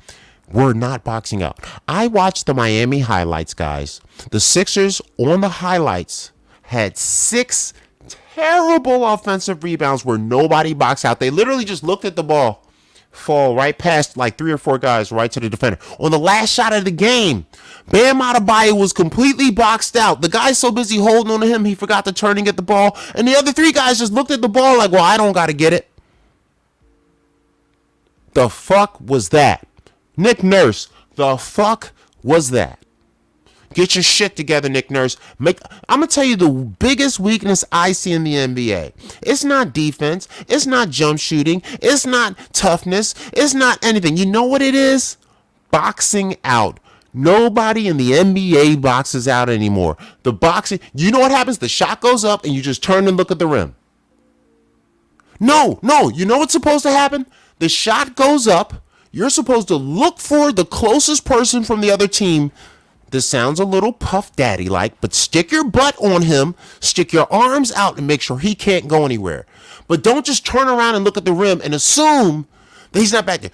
I used to rebound like Dennis Rodman. You know what I would do? I would hang back and wait until the ball went up because I knew that all the losers, they would just turn around and look at the rim. So the minute they all turned around, I would then weave and run in between them and through them, get the rebound, and dunk that bitch. Learn the fucking game. Box out, kids. You hear me, kids? Learn to box out. This makes you a great NBA player if you box out every shot that goes up. Don't just look at the ball, bounce off the rim, find a body, stick your goddamn butt on him, and if you gotta bite that motherfucker, you make sure he doesn't get the goddamn ball. That's how you win basketball games. That's why the Sixers lost tonight. End of discussion. Challenge me, fight me in the street if you want to. I'm 6'4", by the way, so I don't think you want to try that. Anyway, let's see what else we got going on. We're not going to hear any little stories. I don't hear what these niggas guys say. But the Sixers are looking half decent. We're still third in the Atlantic, so that's good for us. Other sports, baseball is I think baseball is about to start soon. So that's good. The Clippers and other basketball, the Lakers just beat Utah tonight without LeBron James. What? Okay. I gotta actually take a look at this. I be hating on the Lakers and shit. I want to see what the stats was. Let me see what the stats was. I gotta get him some props. So Rui, Torian Prince, AD, Reeves, and Deanne. Good game. 37-20. Double digits for all the starters. Shit, Rui dropped 36 like he LeBron out that bitch. Dinwiddie balled out as expected and gave it to Utah. Yo, Rui Hachimura is like a poor man's LeBron James. I want to give him props on that. Anyway, let's see if there's any other Philly sports to talk about here. But that's good for the Lakers. Oh, that'd be interesting. The Clippers beat Golden State, of course. Knicks lost to Orlando. Sixers lost to Miami. Hawks got smoked by Charlotte. Brooklyn got destroyed by Boston. Cleveland beat Chicago. Close game. That's a neighboring team. That's a big game right there. Personal game. Siakam and them be out in Toronto. Fucking the Bullets are better, but they still lost New Orleans. The Rockets got spanked by Memphis, who sucks. Dallas whooped San Antonio. Dallas fucking sucks. Yo, I'm a Spurs fan again, by the way, guys. Just to let everybody know, I am a Spurs fan officially again. I love the fact they suck. I love the fact that they're a bunch of young guys. I love the fact that they're figuring out. I like this Wembanyama kid. He reminds me of David Robinson. This reminds me of before Tim Duncan came, where we had David Robinson and Terry Cummins and all them dudes and whatnot. And my nigga, what was my little nigga? Avery Johnson, brick ass, couldn't shoot a jumper ass, and Willie Anderson and all them. That was my squad, bro. That was my squad, but they could never win. And David Robinson was the skinny, versatile center that could never do it. And then here comes big butt Tim Duncan with your big old booty, like a Nicki Minaj, just butting everybody away. Championship booty. I was like, I don't even like these niggas no more. They too fucking good now. I hated them. The minute they got Tim Duncan, I stopped being a Spurs fan. Now that they suck again, and they got somebody like David Robinson, I remember because I was a huge David Robinson fan. I liked him more than Jordan when I was a kid. Yeah. David Robinson was my favorite player, not Michael Jordan, even though I knew Michael Jordan was the god. Still, David Robinson was my favorite because he was 7 feet tall doing shit Jordan was doing. That's why I liked it. Now we're looking at all these 7 foot tall guys doing what David Robinson was doing. David Robinson and Akeem Olajuwon don't seem so freakish. They was actually the progenitors. But do y'all give David Robinson and Akeem Olajuwon they motherfucking props for being super niggas? No. You bitch ass young niggas, y'all think y'all invented everything. All right, I'm getting upset again. I'm from Philly. This happens. I'm sorry. This is just what I do. Let's check out the rest of the games. Sacramento played Denver. Beat Denver by a couple of close points. Detroit lost as expected. Phoenix barely beat him by 16. Phoenix, you suck. Bradley Bill's hurt again. I saw that shit. That motherfucker's a weak little bitch. They tricked the shit out of him. That nigga so beat up. He ain't got no career left. He done. Bradley Bill ain't finishing the guy's team. Bradley Bill need to retire out this bitch. All right, that's the end of the sports segment. We're going to take a 4-minute break. We're going to come back and do our Philadelphia bio, close out the show. and call it a day. Let's see if we can find another quick video. I guess, I don't know, fuck it. More self-aggrandizement, I guess. I don't feel like thinking really today. Oh, you know what? I got comedy skits on my page. Old comedy skits. I never show those. Let me see where that's at.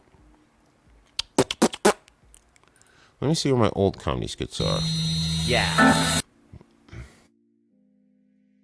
I was in a movie, but let's not get into that.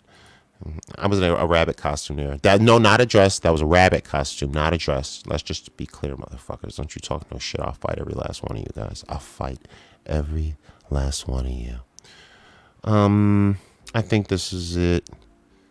Acting reel. Oh, let's watch some acting. Let's see which one of these is.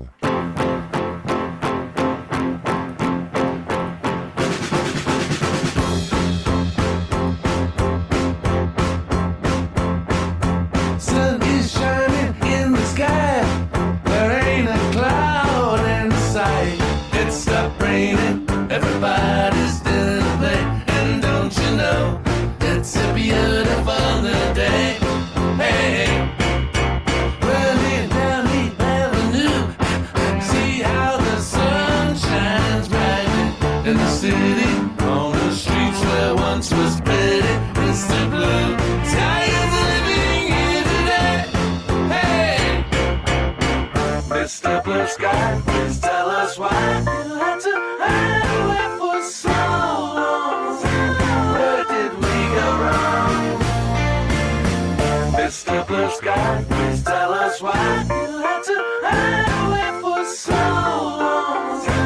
Where did we go wrong? Mr. Blue Sky, please tell us why you had to hide away for so long. Where did we go wrong? Hey there, Mr. Blue Sky, so pleased to be with you, Sky. Look around, see what you do. Everybody smiles at you.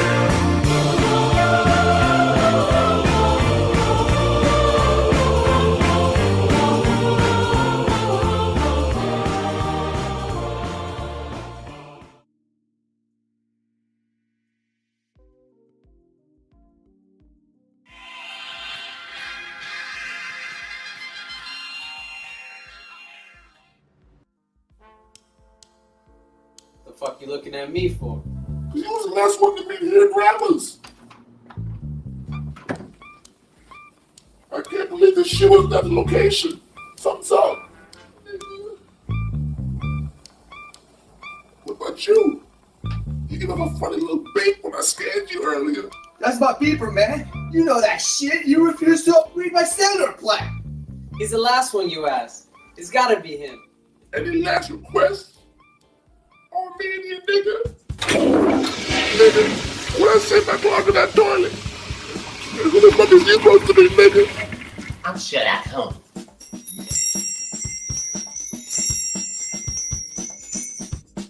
Nigga. When the motherfuckers don't pay what it owes, man. Fucking money, man. What happened was Sherlock Holmes, man. Where the bats don't want to blow. Come on, now. Sherlock Holmes, man. I'm calling that nigga. Fuck that right now. Hello, Sherlock Holmes, man. Hello, Sherlock Holmes. Sherlock Holmes. I got issues. I got problems. I heard you can fix it. Just fuck me up, nigga. Oh, yeah. What's that? You gonna help me ice these fools?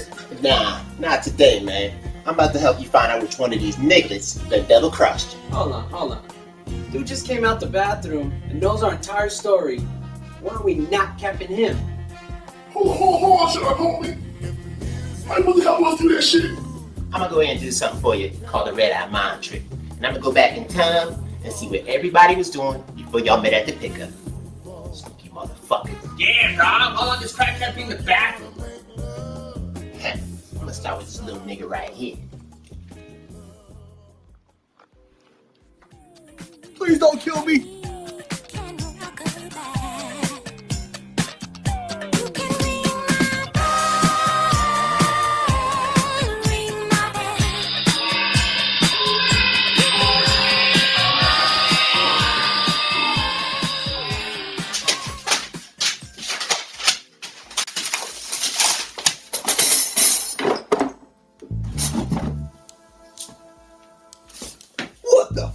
you doing here? Hold up, I'm Little Wayne? Nah, not at all, brother. I'm the nigga Nader, and I'm here from the future to keep your ass from double-crossing your homies. Now why don't you run the motherfucking store? Me snitching on my homies? What the fuck you talking about, man? Could be, because 2 hours from now, you and your little Tostito friends, they're gonna go pick up the shit, and it ain't gonna be there. And partner, I'm thinking it really may be you. 'Cause man, I'm fitting to go home after this. Will be because of me if I don't fight shit. Yeah, what? Oh shit, hell yeah, baby. I know I can crack your case. Shit. Even the ghost man got a cell phone. So where you at? Oh, really? Oh shit, girl, that ain't nothing but a goddamn thing. So like, I'm gonna be in that motherfucker like a Superman on the drive. Be over there in a little minute.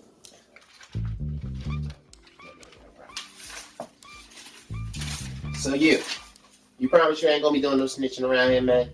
Yeah, homie! I guess that's good enough for me. Now look into my eyes, Don Cuervo.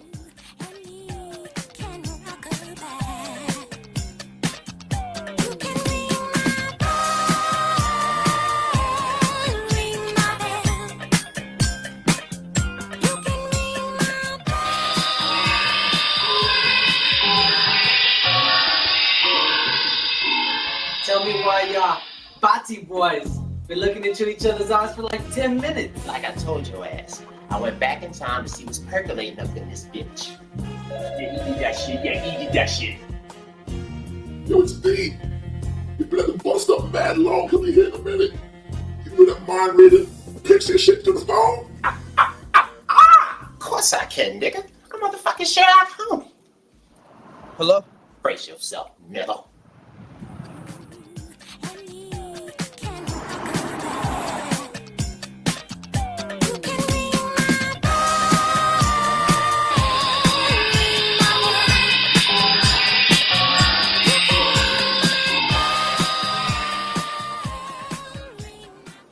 What the fuck?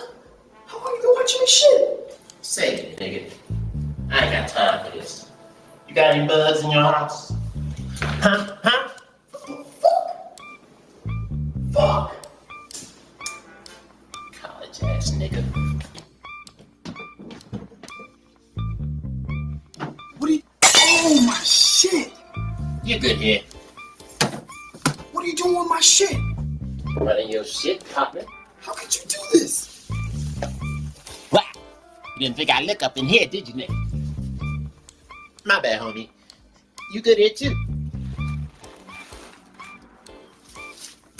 There you go. All cleaned up. It's this little motherfucker right here. Where you wire at, little nigga? Huh? You think fuck slick bitch? Huh? Yo, what the fuck? I ain't no snitch. What the hell you doing here? So you really ain't no snitch, huh? No. This shit's about to go down. You know what? There's somewhere I really gotta be right now, okay? Wait a minute. Before you go somewhere. Take a minute to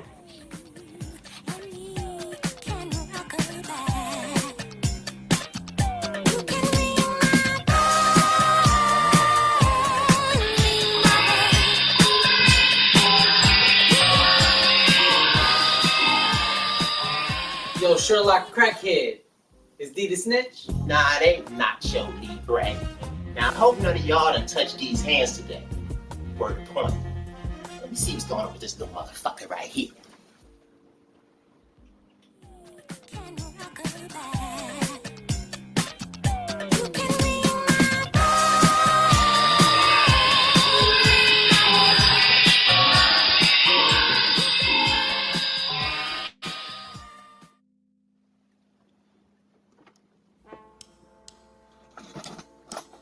Boom, motherfucker!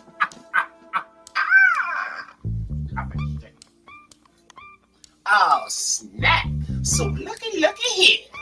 I don't know who you is, how you got here, or why my girl's thongs in your pocket, but this is not how it looks. Oh, so you just ate a ghost cop and farted, and this shit is what came out.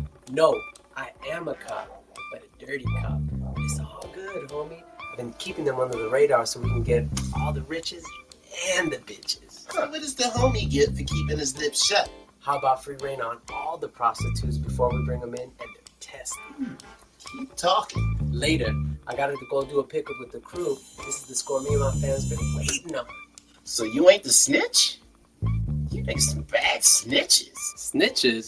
What are you talking about? What does this have to do with the pickup? Well, I'll tell you about that later when we talk about my crack horse. Now look into my eyes down the top.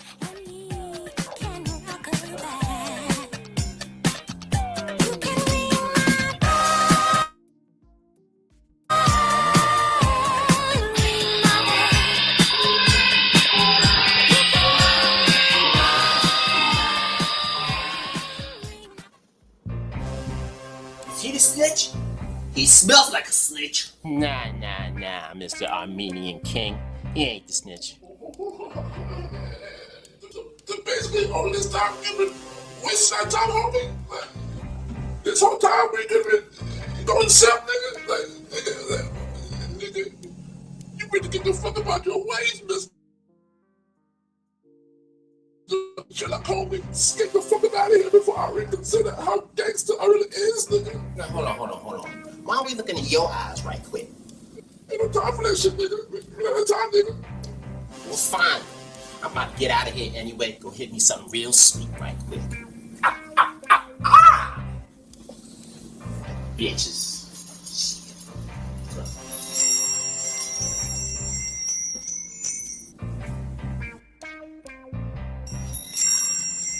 Oh yeah, I almost forgot. He's a cop. You might want to check on him.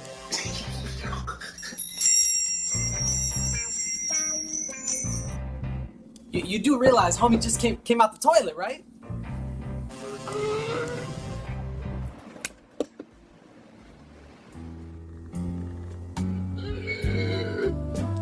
If he wasn't the snitch, then what happened with the pickup? Yo, Connect called me and gave me the address. So I wrote it. When was the last time you put crack-a-lackin' at the end of an address, nigga? Nigga, where's the real address? Hey, I knew this bitch was a space.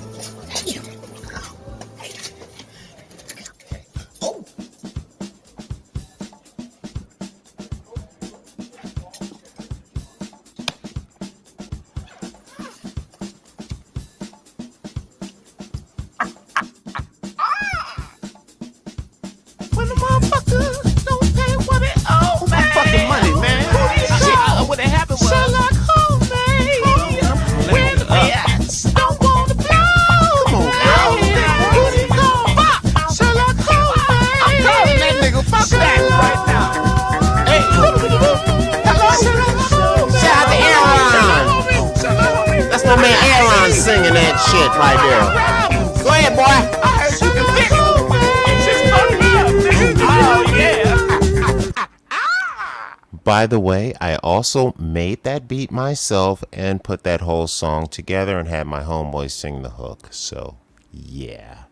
Talented bitch. It's self-aggrandizement day. It's Valentine's Day. If anybody's going to love me, it better be fucking me. Because if you wait for somebody else to love you, you motherfucker, you're going to wait a long time. I'm going to tell you something I learned in the world. Everybody doesn't see love as you see love. You think everybody's definition of love is the same. It is not. And we're going to get into our next segment, but I got to give this soliloquy editorial, I guess it's called. And I want to tell you something about love. I realized from family and friends, because I used to think what I thought was love was the same as what they thought was love. Love means a different thing. And it's very clear between men and women. So I'm going to simplify it to that to give an example. Men seem to see love as honor, truth, loyalty, heroism, protection, support. The stuff you see in fantasy movies. You know what I'm saying? Like that Harry Potter shit. That's what men see love as. We Harry Potter lovers, my nigga. We love like Harry do out this bitch, nigga. I'm gonna die for this shit, nigga, because I believe we can get through this. You know what I mean? Women have a different many women, not all, have a different version of love. And that version of love is a version of, it's almost delusion, where they believe love is supporting me no matter how right or wrong I am. So if I'm right, support me, which nobody has a problem with that. But if I'm wrong, also support me because you love me and I'm your family member. I'm like, and that's when like the real nigga shit kicks in for like men. Like, you wrong and I gotta support you. Oh, and then if they're caught being wrong, you know what you can't do? You can never speak of it again. You have to smile and hug this motherfucker every day forever, acting like nothing happened. And if you bring it up, you're a piece of shit. And they will never apologize because they never thought it was wrong in the first place because they have a different view of love. Now, you can take advantage of this and be a piece of shit yourself. So you can then play that same game. But you know, dude, it is literally killing you. Have you ever seen a guy who's married and he can't talk about stuff when his wife is around? Hold on, she coming. Be quiet, man. She gonna hear us. You bitch ass nigga, what you mean she gonna hear us? You a fucking man. You pay the bills here. You bought this house. The fuck you mean? The fuck you mean you can't talk about some real factual shit that's undeniable? And that just shows they got a lot of niggas beat down. And it's good for them. If the guy is happy, that's fine. But I don't want to die at 70 like every married man I know. Did you know doctors say that the average human is supposed to live to 125 years old? They say if you do yourself right, you can live to 250. I plan on getting a good 5,000 to 7,000 in. Or 500 to 7,000. As long as one of you fuckers don't shoot me, because the government's probably going to kill me. I already had the whole talk about me being on the NSA FBI watch list. I'm sure they want me dead. But if you guys would let them kill me and don't do anything, I will come back as a ghost and I will haunt every last one of you motherfuckers. I swear you will never sleep again if you let the government kill me and you don't do anything about it. Don't you let them kill Black Jesus. Don't you let them kill Black Jesus in your face and you stand there and do nothing. You better run into Congress. You better topple a building. You better turn some shit the fuck up if they touch me. I was sent here for 400 million people, not 10,000 rich motherfuckers that run this place. Because that's how many people run you. 10,000 people run you. Did you know that, America? 10,000 rich actually, I'll be nice. 100,000 rich motherfuckers run you.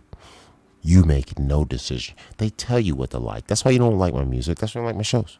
Because they tell you what to like. Now, once they tell you to like me, you'll like me.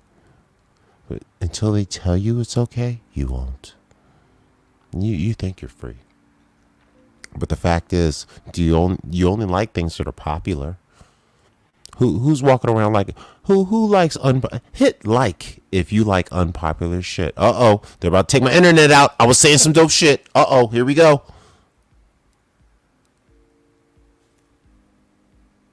Hands up, don't shoot. Oh my god, the government is throttling my internet. Dog, I was sitting here, my internet just went down to minimum status when I started that whole speech. Dude, anytime you say anything real on the internet, do you notice that your internet all of a sudden gets fucked up? Anybody else out there notice that? Especially when the NSA FBI watch list. If they can do that, they can control my internet. I swear to God, I was talking some real shit right there. My internet just was like, the fuck, nigga? Ain't nobody else on my internet? Oh, that was probably the government logging in. That's probably what it is. It's probably the government logging in to listen to the show. Like, he talking some real shit. We got to listen to this. He talked about toppling buildings. We got to watch this nigga. Maybe we can get him on indictment charges like Trump or Biden. Except Biden got away with his charges. How the fuck Trump still files and get in trouble, but Biden stole files and didn't? Anybody want to talk about that? Me? No? No? Nobody want to talk about that? Trump stole files. Everyone wants him in jail. Biden stole files. Oh, I'm old. I didn't know what was happening. I thought my team moved them. What kind of Ronald Reagan, I don't recall shit is that? Yeah, you don't remember when Ronald Reagan pulled that bullshit in the Iran-Contras? When they were selling cocaine to start wars in South America and built Ricky Ross and sold you all drugs? And Ronald Reagan sponsored it and let it go at Ollie North and we called him a fucking hero for it? You remember that? And then Ronald Reagan, when he got caught, he was like, I don't recall. Because he had Alzheimer's, just like Joe Biden does. And I'm not a Republican. Fuck Trump, too. He's a bitch. He's a fake fuck, too. He's a little rich boy, stupid fuck.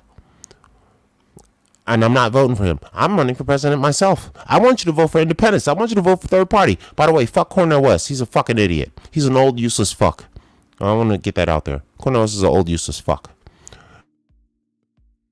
I just want to say that 3 times. No, Umar Johnson style. 3rd time. Cornel West is an old useless fuck.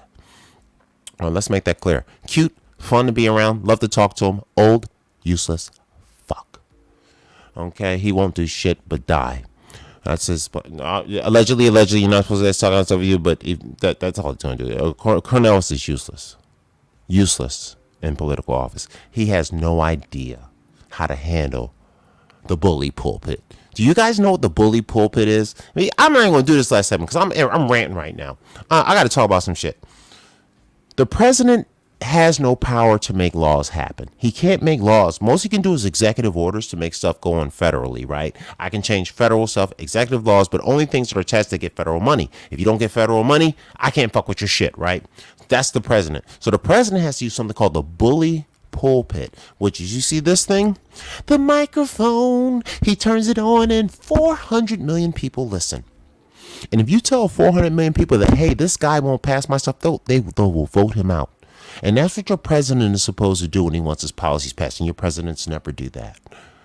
Joe Biden just tried to do it. They only do it 3 months before it's time to vote when they're fucking scared.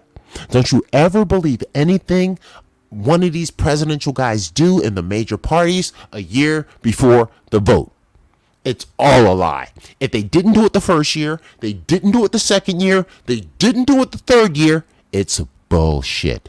You hear me? If you have a 2-year term, if he doesn't do it his first year, it's bullshit.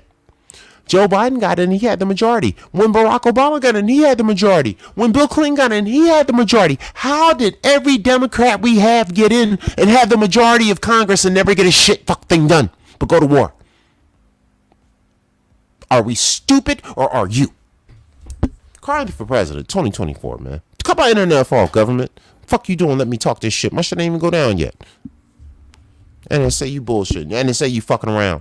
You fucking around, NSA. Don't sniper me through the window on some cool shit. I got a window here. These niggas might hit me from the right. So if y'all see me go down and my camera go off, then the government did that shit. Them niggas probably on the roof over there. Just this nigga right here. I should hit him right now. Bitch ass nigga talking all that shit. No goddamn well America is fighting for democracy. Lying motherfuckers. You fighting for oil and imports in Crimea. You people probably don't even know what the fuck Crimea is. It's not a place where niggas get robbed. I'll tell you that. It's not a part of Philadelphia. Crimea is not in Philadelphia, even though it sounds like it. Crimea. No, not in Philadelphia. Russia, specifically Ukraine, the place where they're fighting right now because they want those ports. And we want to put missiles on their border. Did you know that Putin tried to be in NATO and we rejected him? He tried to be the homie. He been trying to be the homie for years. And we like, no, nigga, we don't fuck with you, bitch ass nigga. And then we did this whole sanction shit and fucked up the American dollar, where now BRICS is kicking ass and we're fucking losing. But got 100 million for Ukraine.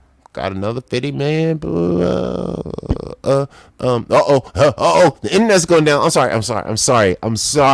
Whoever the gods are. Don't fuck with the internet now. Okay, let's get into my final segment before they cut my internet off and shoot me through the window with a sniper rifle. So we're going to finish up here. We're going to do our Philly bio. All right. Bye. I had too much shit. Stop. Nigga, could you just stop, please? Stop. I just need YouTube right quick. There we go. All right, let me get into my story because I'm ranting about this political stuff. I could go on for hours. Jesus fucking Christ. I'm angry now. The government will take me out. So we're going to do our Philly bio. Apparently there's a lady named Santee Gold. Now, I don't think I can play her videos because she's big time. So I'm going to see if I can look up a biography about her right quick. Let's see. Santee Gold bio. Let's see what we get there. Because I doubt I can play her music. It says Warner Brothers. No way I can play her fucking music. You crazy? What's in my bag? No. Genre defining a new album? No. Santee Gold interview. That's an old one. 15 years ago. She's been in the game for a minute. Oh, she did Sway. I'm not looking to Sway. That fucking cunt. He'll fuck my shit up. Video making, Master Believe. She doesn't really have many video biography stuff. All right, I'm going to try to pick something out here that at least gives us a taste, and then I'll do the Wikipedia thing, I guess. Let's see what PBS. PBS is cool. Okay, let's check PBS's News Hour about it. Pause. Number one, I want to subscribe to PBS News Hour. I don't know why I'm not subscribed to any PBS show. PBS was my cable as a kid. This is why I'm so fucking smart and talk all this weird shit. I didn't watch cable. I watched PBS all day, every day as a child, from about 8 years old to 13. I didn't have any cable until I was in college. I used to have to go to my cousin's house or my friend's house to see like Fraggle Rock or whatever that shit was called. I didn't know nothing that was on cable. They were watching like movies with titties and shit. I'm like, oh my God, there's titties. I'm like, they don't show that shit on PBS. Well, actually, that's a lie. I used to watch National Geographic. There were some titties on National Geographic, my nigga. And the animals be fucking. Anyway, that's a whole nother thing. PBS was lit. But let's check out their talk on Miss Santee Gold, a Philadelphia native who apparently is big time. So let's check her out. I want to make sure I give these niggas their credit right quick, because you know PBS might be on some pussy shit too. You know how they be. Oh, you're using our stuff on YouTube, and you used it for a whole 3 minutes, and your whole show was based around our video. So we're gonna copyright strike you, and then when you try to get it turned over, we're gonna say fuck you, homie. You're a bitch. Like what the? I'm still mad about somebody else to strike me, because that shit was like it was 2 minutes of a 3-hour show, and this motherfucker copyright strike me. And I did this shit. I talk over dog, and the motherfucker strike me. Links and everything. I'm sucking his dick. I subscribe to the motherfucker's channel and everything. The fucking nerve. That's how you know the world's fucked up. Because when you do right, people will still treat you wrong for no reason. And it's probably because I'm black. I ain't gonna lie to you. He probably didn't like black people. Because there's another reason. How you gonna strike Black Jesus? Do you see me, camera? How you gonna strike Black Jesus, camera? How you gonna strike Black Jesus? That's all I'm saying. All right, let's finish up with Santee Gold. Let's check out this quick video on her, and I'm going to get into her Wikipedia, and we're going to get out of this business for this happy Valentine's Day. I hope you guys are knee-deep in some pussy right now, or women, I hope some dick is knee-deep in you. Let's get into it. Shout out to Santee Gold. Oh, you know what? I want to put it in the thing right quick. All right, so what I'm going to do is I'm going to just say some silly shit for a moment while I add this link to my thing. Yeah, we out here about to listen to some stuff about Santee Gold. Oh, no, it's Valentine's Day, right? I'm gonna sing something for Valentine's Day. I don't know. I'll sing some like Boyz II Men.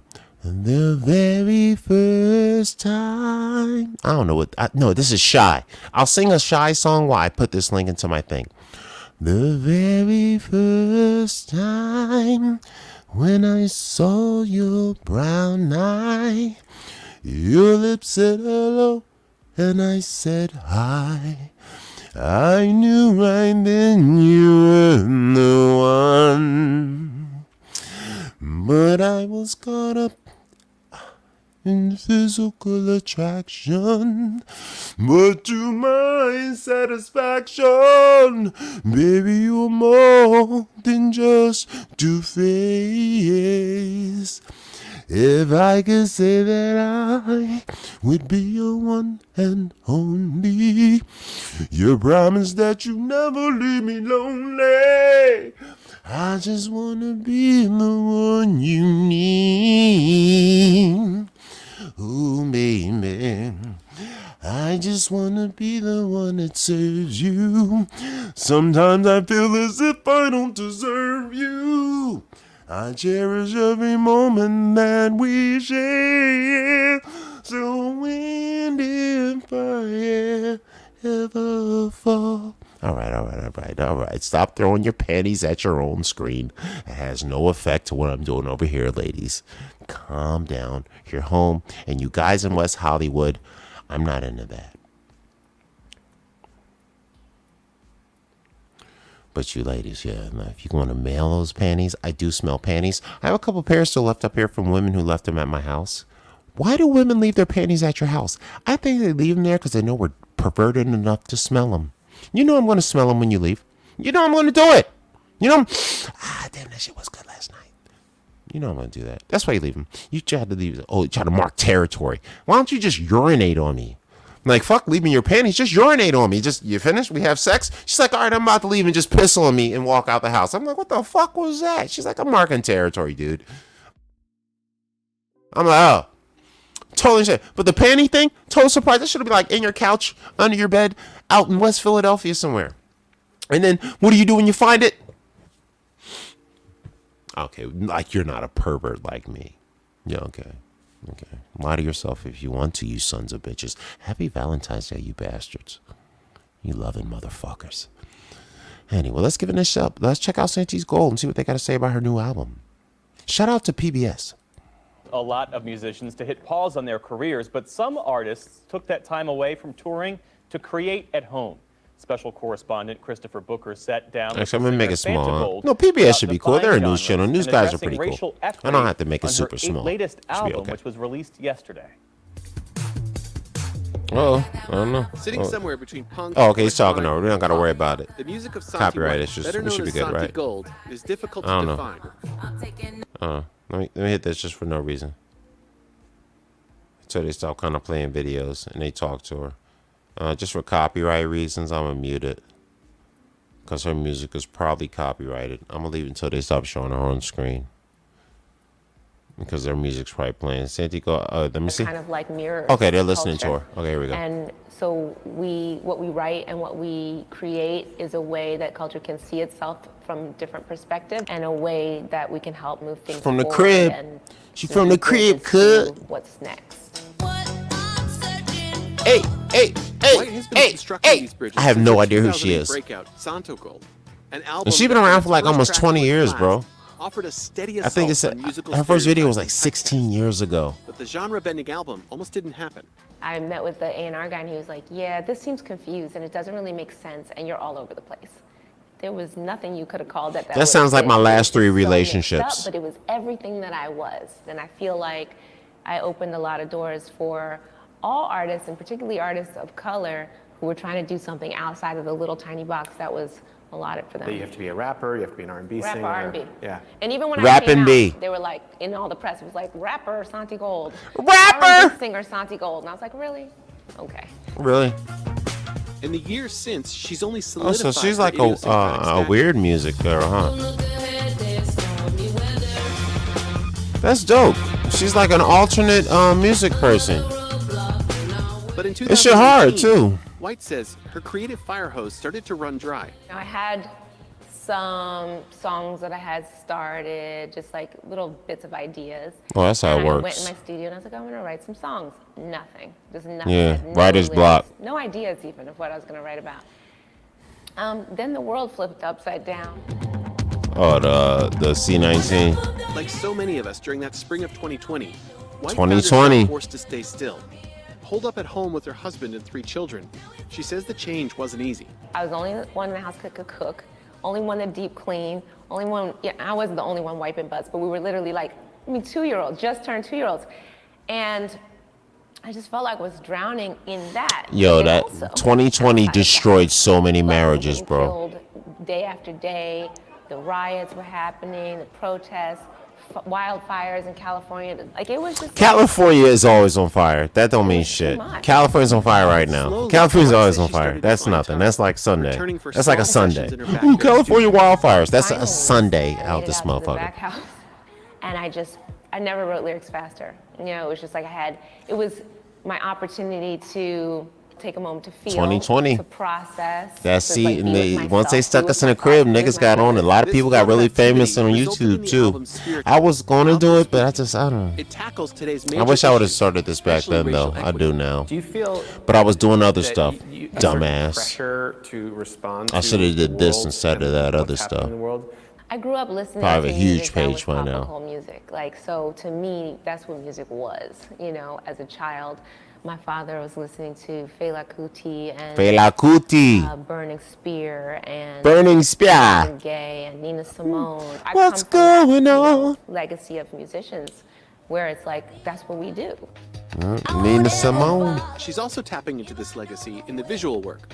For the video for her song Shake, she recreates one of the most horrific yet iconic scenes in with the hose. the 1960s. Yo, that's what she taking that hose too. She does not look like she is liking that hose at all. For this project, and I was just so emotionally impacted by the images of the people, the civil rights protesters. Oh yeah, that shit was off the chain. Pinned against the wall. And, yeah.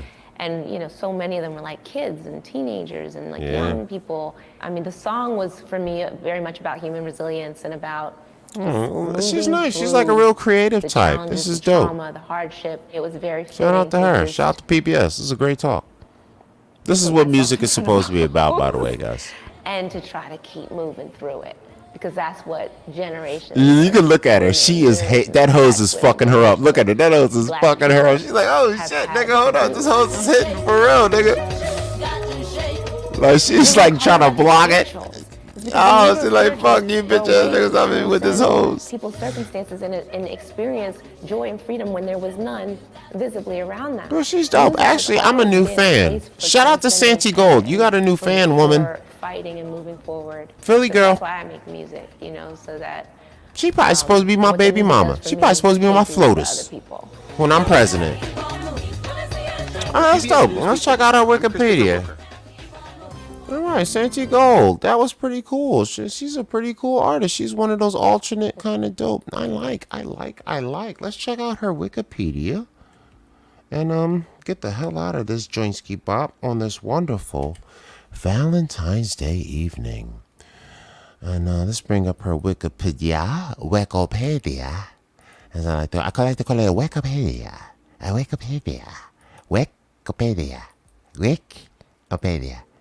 Wikipedia. Hello. Yo, how are you, James? How are you, James? Because of Wikipedia. How are you, James? Wikipedia. Uh-oh. No, see, I'm making fun of my Latino brothers. Oh, my internet going down. Let's sit here for a second, see what happens. Let's see what happens. We're going to sit here for a second. Okay, it's going back up. I think it's because I'm loading a new page, but it shouldn't drop like that. I have 5G. I have Verizon 5G. My other computer is off. My work computer is off. My PlayStation is off. The only two things on is my phone, which I am streaming somewhat from because I like having the show on both sides so I can have access and share and see if it's working right. But it shouldn't be true. Anyway, you know what? I don't have time for this argument. Stop fighting with me. Stop fighting with me. You. Stop fussing at me. All right. Let's check out this Wikipedia, Sandy Gold. I'm going to read through this a little bit. Oh, shit. She's 1 year younger than me. Oh. And she was born the same month. Okay, this is probably supposed to be my fucking wife, right? Okay, so Santi White, who was born September 25th. I was born September 17th. She was born 1976. I was born 1975. I'm a little older than her, a couple of days apart. Me and her are probably supposed to be married. Anyway, she's an American singer-songwriter. Her debut solo album, Santi Gold, in 2008 when I moved here. Her album came out the year I moved to Los Angeles. Coincidence? I think not. I was probably supposed to meet her and get her pregnant, but I probably met her, and she probably thought I was an asshole. I was like, I'm not fucking him. I bet you that happened when I first got into that. I probably met her. I was probably drunk or something. She's like, I'm not fucking this drunk idiot. Nope. You should have had my baby that day. See, you fucked up. But now she's married to some other guy and they got 3 kids. Whatever. You're like probably happy now and shit. Whatever. Happy motherfucker. I'm so stupid. But she's got the creative style of music. She had her single Les Artistes, which came out. It reached up to top 40 in the UK singers. Her second album, Master of Make Believe, in 2012, peaked at number 1 in Billboard and the Dance Electronic Arts album because she had the alternate style. It included Disparate Youth, not desperate, but Disparate Youth, and her highest charting single to date. She released her third album, 99 Cent, in 2016. Her second mixtape, I Don't Want, The Goldfire Sessions, in 2018. Her fourth studio album, Spirituals, in 2022, which was just 2 years ago, with the new singles High Priestess and Ain't Ready, received favorable reviews. The Guardian described it as a whirlwind album full of feeling and fervor. Additionally, Sandy Gold was collaborating with artists including the Beastie Boys, Jay-Z, Kanye West, David Byrne, Mark Ronson, Karen O, A$AP Rocky, and Diplo. Her awards include the Best Breakthrough Artist at the 2008 MNE Awards, which are the Niggas Make Evil Shit Awards. I don't know what that stands for. I'm not reading that. And the Vanguard Award in 2009 at the ASCAP Awards. That means your ass needs to get capped if you're talking shit. ASCAP Awards. That's the people to collect the money for you, actually. Sandy White was born 25th, 76, in Philadelphia, Pennsylvania, to parents Ron White. He sounds like he sold drugs. He was the advisor to Mayor John F. Street. He definitely sold drugs. And Avery Odom, a psychiatrist. Oh, his wife is a psychiatrist. He got the drugs from her and then sold them. She attended Germantown Friends. I went to Germantown High School. Germantown Friends was for smart people. I went to Germantown High School in Lankenau, which is for dumb niggas. In Philadelphia, later attended college at Wesleyan University, where she double majored in music and African music. I didn't even know you could go to college for music. When I went to college, instead of electrical engineering, I went to college for music. I don't know why I didn't do that. My parents didn't tell me why. He's fucking stupid, motherfucker. That's a whole nother thing. Look, it's not time for a therapy session, even though her parent was a psychiatrist. But they don't talk to people. They give you drugs. Anyway, Sandy has described herself as a super social and connector of people. This was to avoid her mother giving her drugs. She's like, no, I have to be totally functional or my mom will put me on several drugs, right? I'm so stupid. In theory, she grew up in Philadelphia. She obtained a pseudonym in the 90s after a friend gave it to her as a nickname. She worked in the Epic Records as an A&R representative, but left the position to co-write and executive produce How I Do on the singer Riz's album. I remember Riz. It was in and out, no career. She was a singer of Philadelphia-based punk rock and Stifled, which released the EP Sex Sellers and blah, blah, blah, blah, blah, Burn Again, blah, blah, blah, blah, blah. Her career, 2008, Mentors, Performances, blah, blah, blah. Master of Make Believe in 2011, 2013, 99 Cent, 2015 and 2021, 22 to present. She's rocking that spiritual stuff. Collaborations with all type of real motherfucking niggas. Her artistry and impact is she's a super creative, alternate weirdo type and totally dope for that. And I love the fact that her music is not predictable. She is married to Trevor Andrew, whom she has 3 children. See, son born in 2014. If she had a kid in 2014, I could have got her, bro. Oh, see, I didn't get her in 2008 when I should have got her pregnant. See, Trevor beat me to it. Trevor Andrew. Is Trevor a white man? He probably is. She's so creative. She probably married a white guy. Named Trevor. Trevor. My name is Trevor. I bet it is, man. I'm so stupid. She has 3 wonderful children, a son born in 2014 and fraternal twins born in 2018. And that's when she was talking about how C-19 really kicked her ass because she had really small toddlers at the time. And Trevor didn't play that shit. Sandy Gold was her albums, Master of Make Believe, 99 Cent Spirituals. She got a couple of mixtapes. I think she thinks she's Lil Wayne. Top ranking, Diplo Dub, that thing with Diplo she did. And I Don't Want the Goldfire Sessions in 2018. Awards and nominations, the NME Awards and USA Breakthrough Artist, the Q Awards Breakthrough Artist, MTV Europe Music Awards, Video Star Les Artistes, Brit Awards, International Female Stars, ASCAP Pop Music Awards, Vanguard award. My homie, one of my homies works for Vanguard, which has nothing to do with music or happiness, only money and keeping your shit flipping. If you don't have if you have good money, get an account with Vanguard. They will really help you flip and keep your money and set your retirement up right. Free commercial for Vanguard, right? Shout out to me. Send me some money or something, Vanguard, you bastards. Cheap fucks. I didn't. All right, I'm being ridiculous. All right, the show's almost over. 4 minutes left in the show. I'm gonna say some final words and shut this down in 4 minutes. I thank anybody who did watch. Thanks for watching.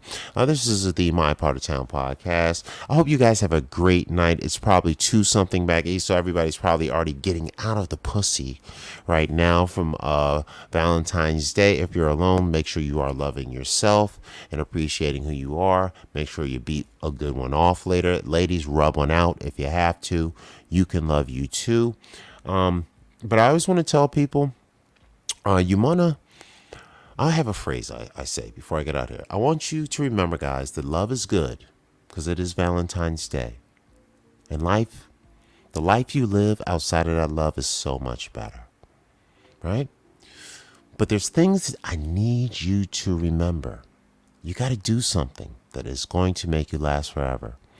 Because 10, 20, 30, 40 years after you're dead and gone, and your kids that don't like you forget your name or don't remember, your great-grandkids don't even know their grandfather or great-grandfather's first name, they're not going to say it anymore. And you're going to be forgotten. And it's going to be as though you never existed. Think about that. You lived your whole life. You did all you did. Kids, everything. And after all that, if you don't put your name in stone or get your stuff up on the internet, when you die, you're gone. And the only place you can last forever is by putting in an effort. The point is, fight forever. Don't ever give up. Don't ever just sit down and watch TVs. Don't ever quit your life. Thank you for watching My Party Time, guys. Like, share, subscribe, dislike, talk shit, call the show whack, send it to people you hate or don't send it to people you hate. Matter of fact, tell people to not watch this shitty fucking show. I'm Mr. CD Enforcer. You know what? Let me play my my video one more time before we get out of here. I got my little premiere video, right? Self-aggrandizement, ho. Self-aggrandizement is for crazy nigga like me that jock himself. I'm gonna play my own video. Yeah, I said I'm gonna play to close my show my own video. I dropped a new one. It's called Sunshine Bay. I got a nice video to make you say, hey. All right. Get out of the business. I'm trying to get to the video. Let me share this right quick. I'm acting stupid. All right, last thing. Thank you guys for watching again. This is going to close out the show. And check out my new video once more.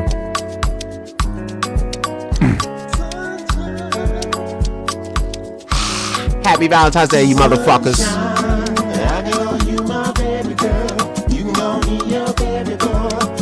Spend some time. I can be your sunshine. I can call you my baby girl. You can call me your baby boy. Why don't you spend some time? I can be your sunshine. Hey baby girl, you wanna be my sunshine? Better treat me right in your heavy lifetime. Cooking food up in the morning with a tight rhyme. Get me head up in the swelly with the mic fine. Take me out up when the weekend go we party out. It's Bobby got us if I got about to start it out. From the city calling Philly niggas silly rock. All my Will Smith snapping niggas and they rock out. Gotta take it, like your body make it heavier in the night quick it. And you love it, what you super gotta butter hang it. Shout out to the movement for watching. Thanks for watching the movement. Coming through, checking me out, even if it was for a second, fam. I'm gonna follow your page when I find it on my whatchamajigger. I know you my baby girl. Let me talk to you, baby boy. Why don't you spend some time? I can be your sunshine. It's your friend that got 11 minutes, break it down. Take my girl to situation, call it higher ground. Bring it to the words and break it on the worded life. How you be the sunshine that be in my life. S is for the ways you're sexy when you're sexing me. U is for the ugliness you said I'm texting me. L is for the nastiness that you're talking about. S is once again for the loving in the round. Shooting in the star. H is for the put your hammers going half off. And the I is for the individual love. And the N is for the nastiness you're way above. And the last E is for everything you do for me. Bobby call like me the super brother, super C. But I need you like I need me. Yeah, be my sunshine. I know you my baby girl. You can call me your baby boy. Why don't you spend some time? I can be your sunshine.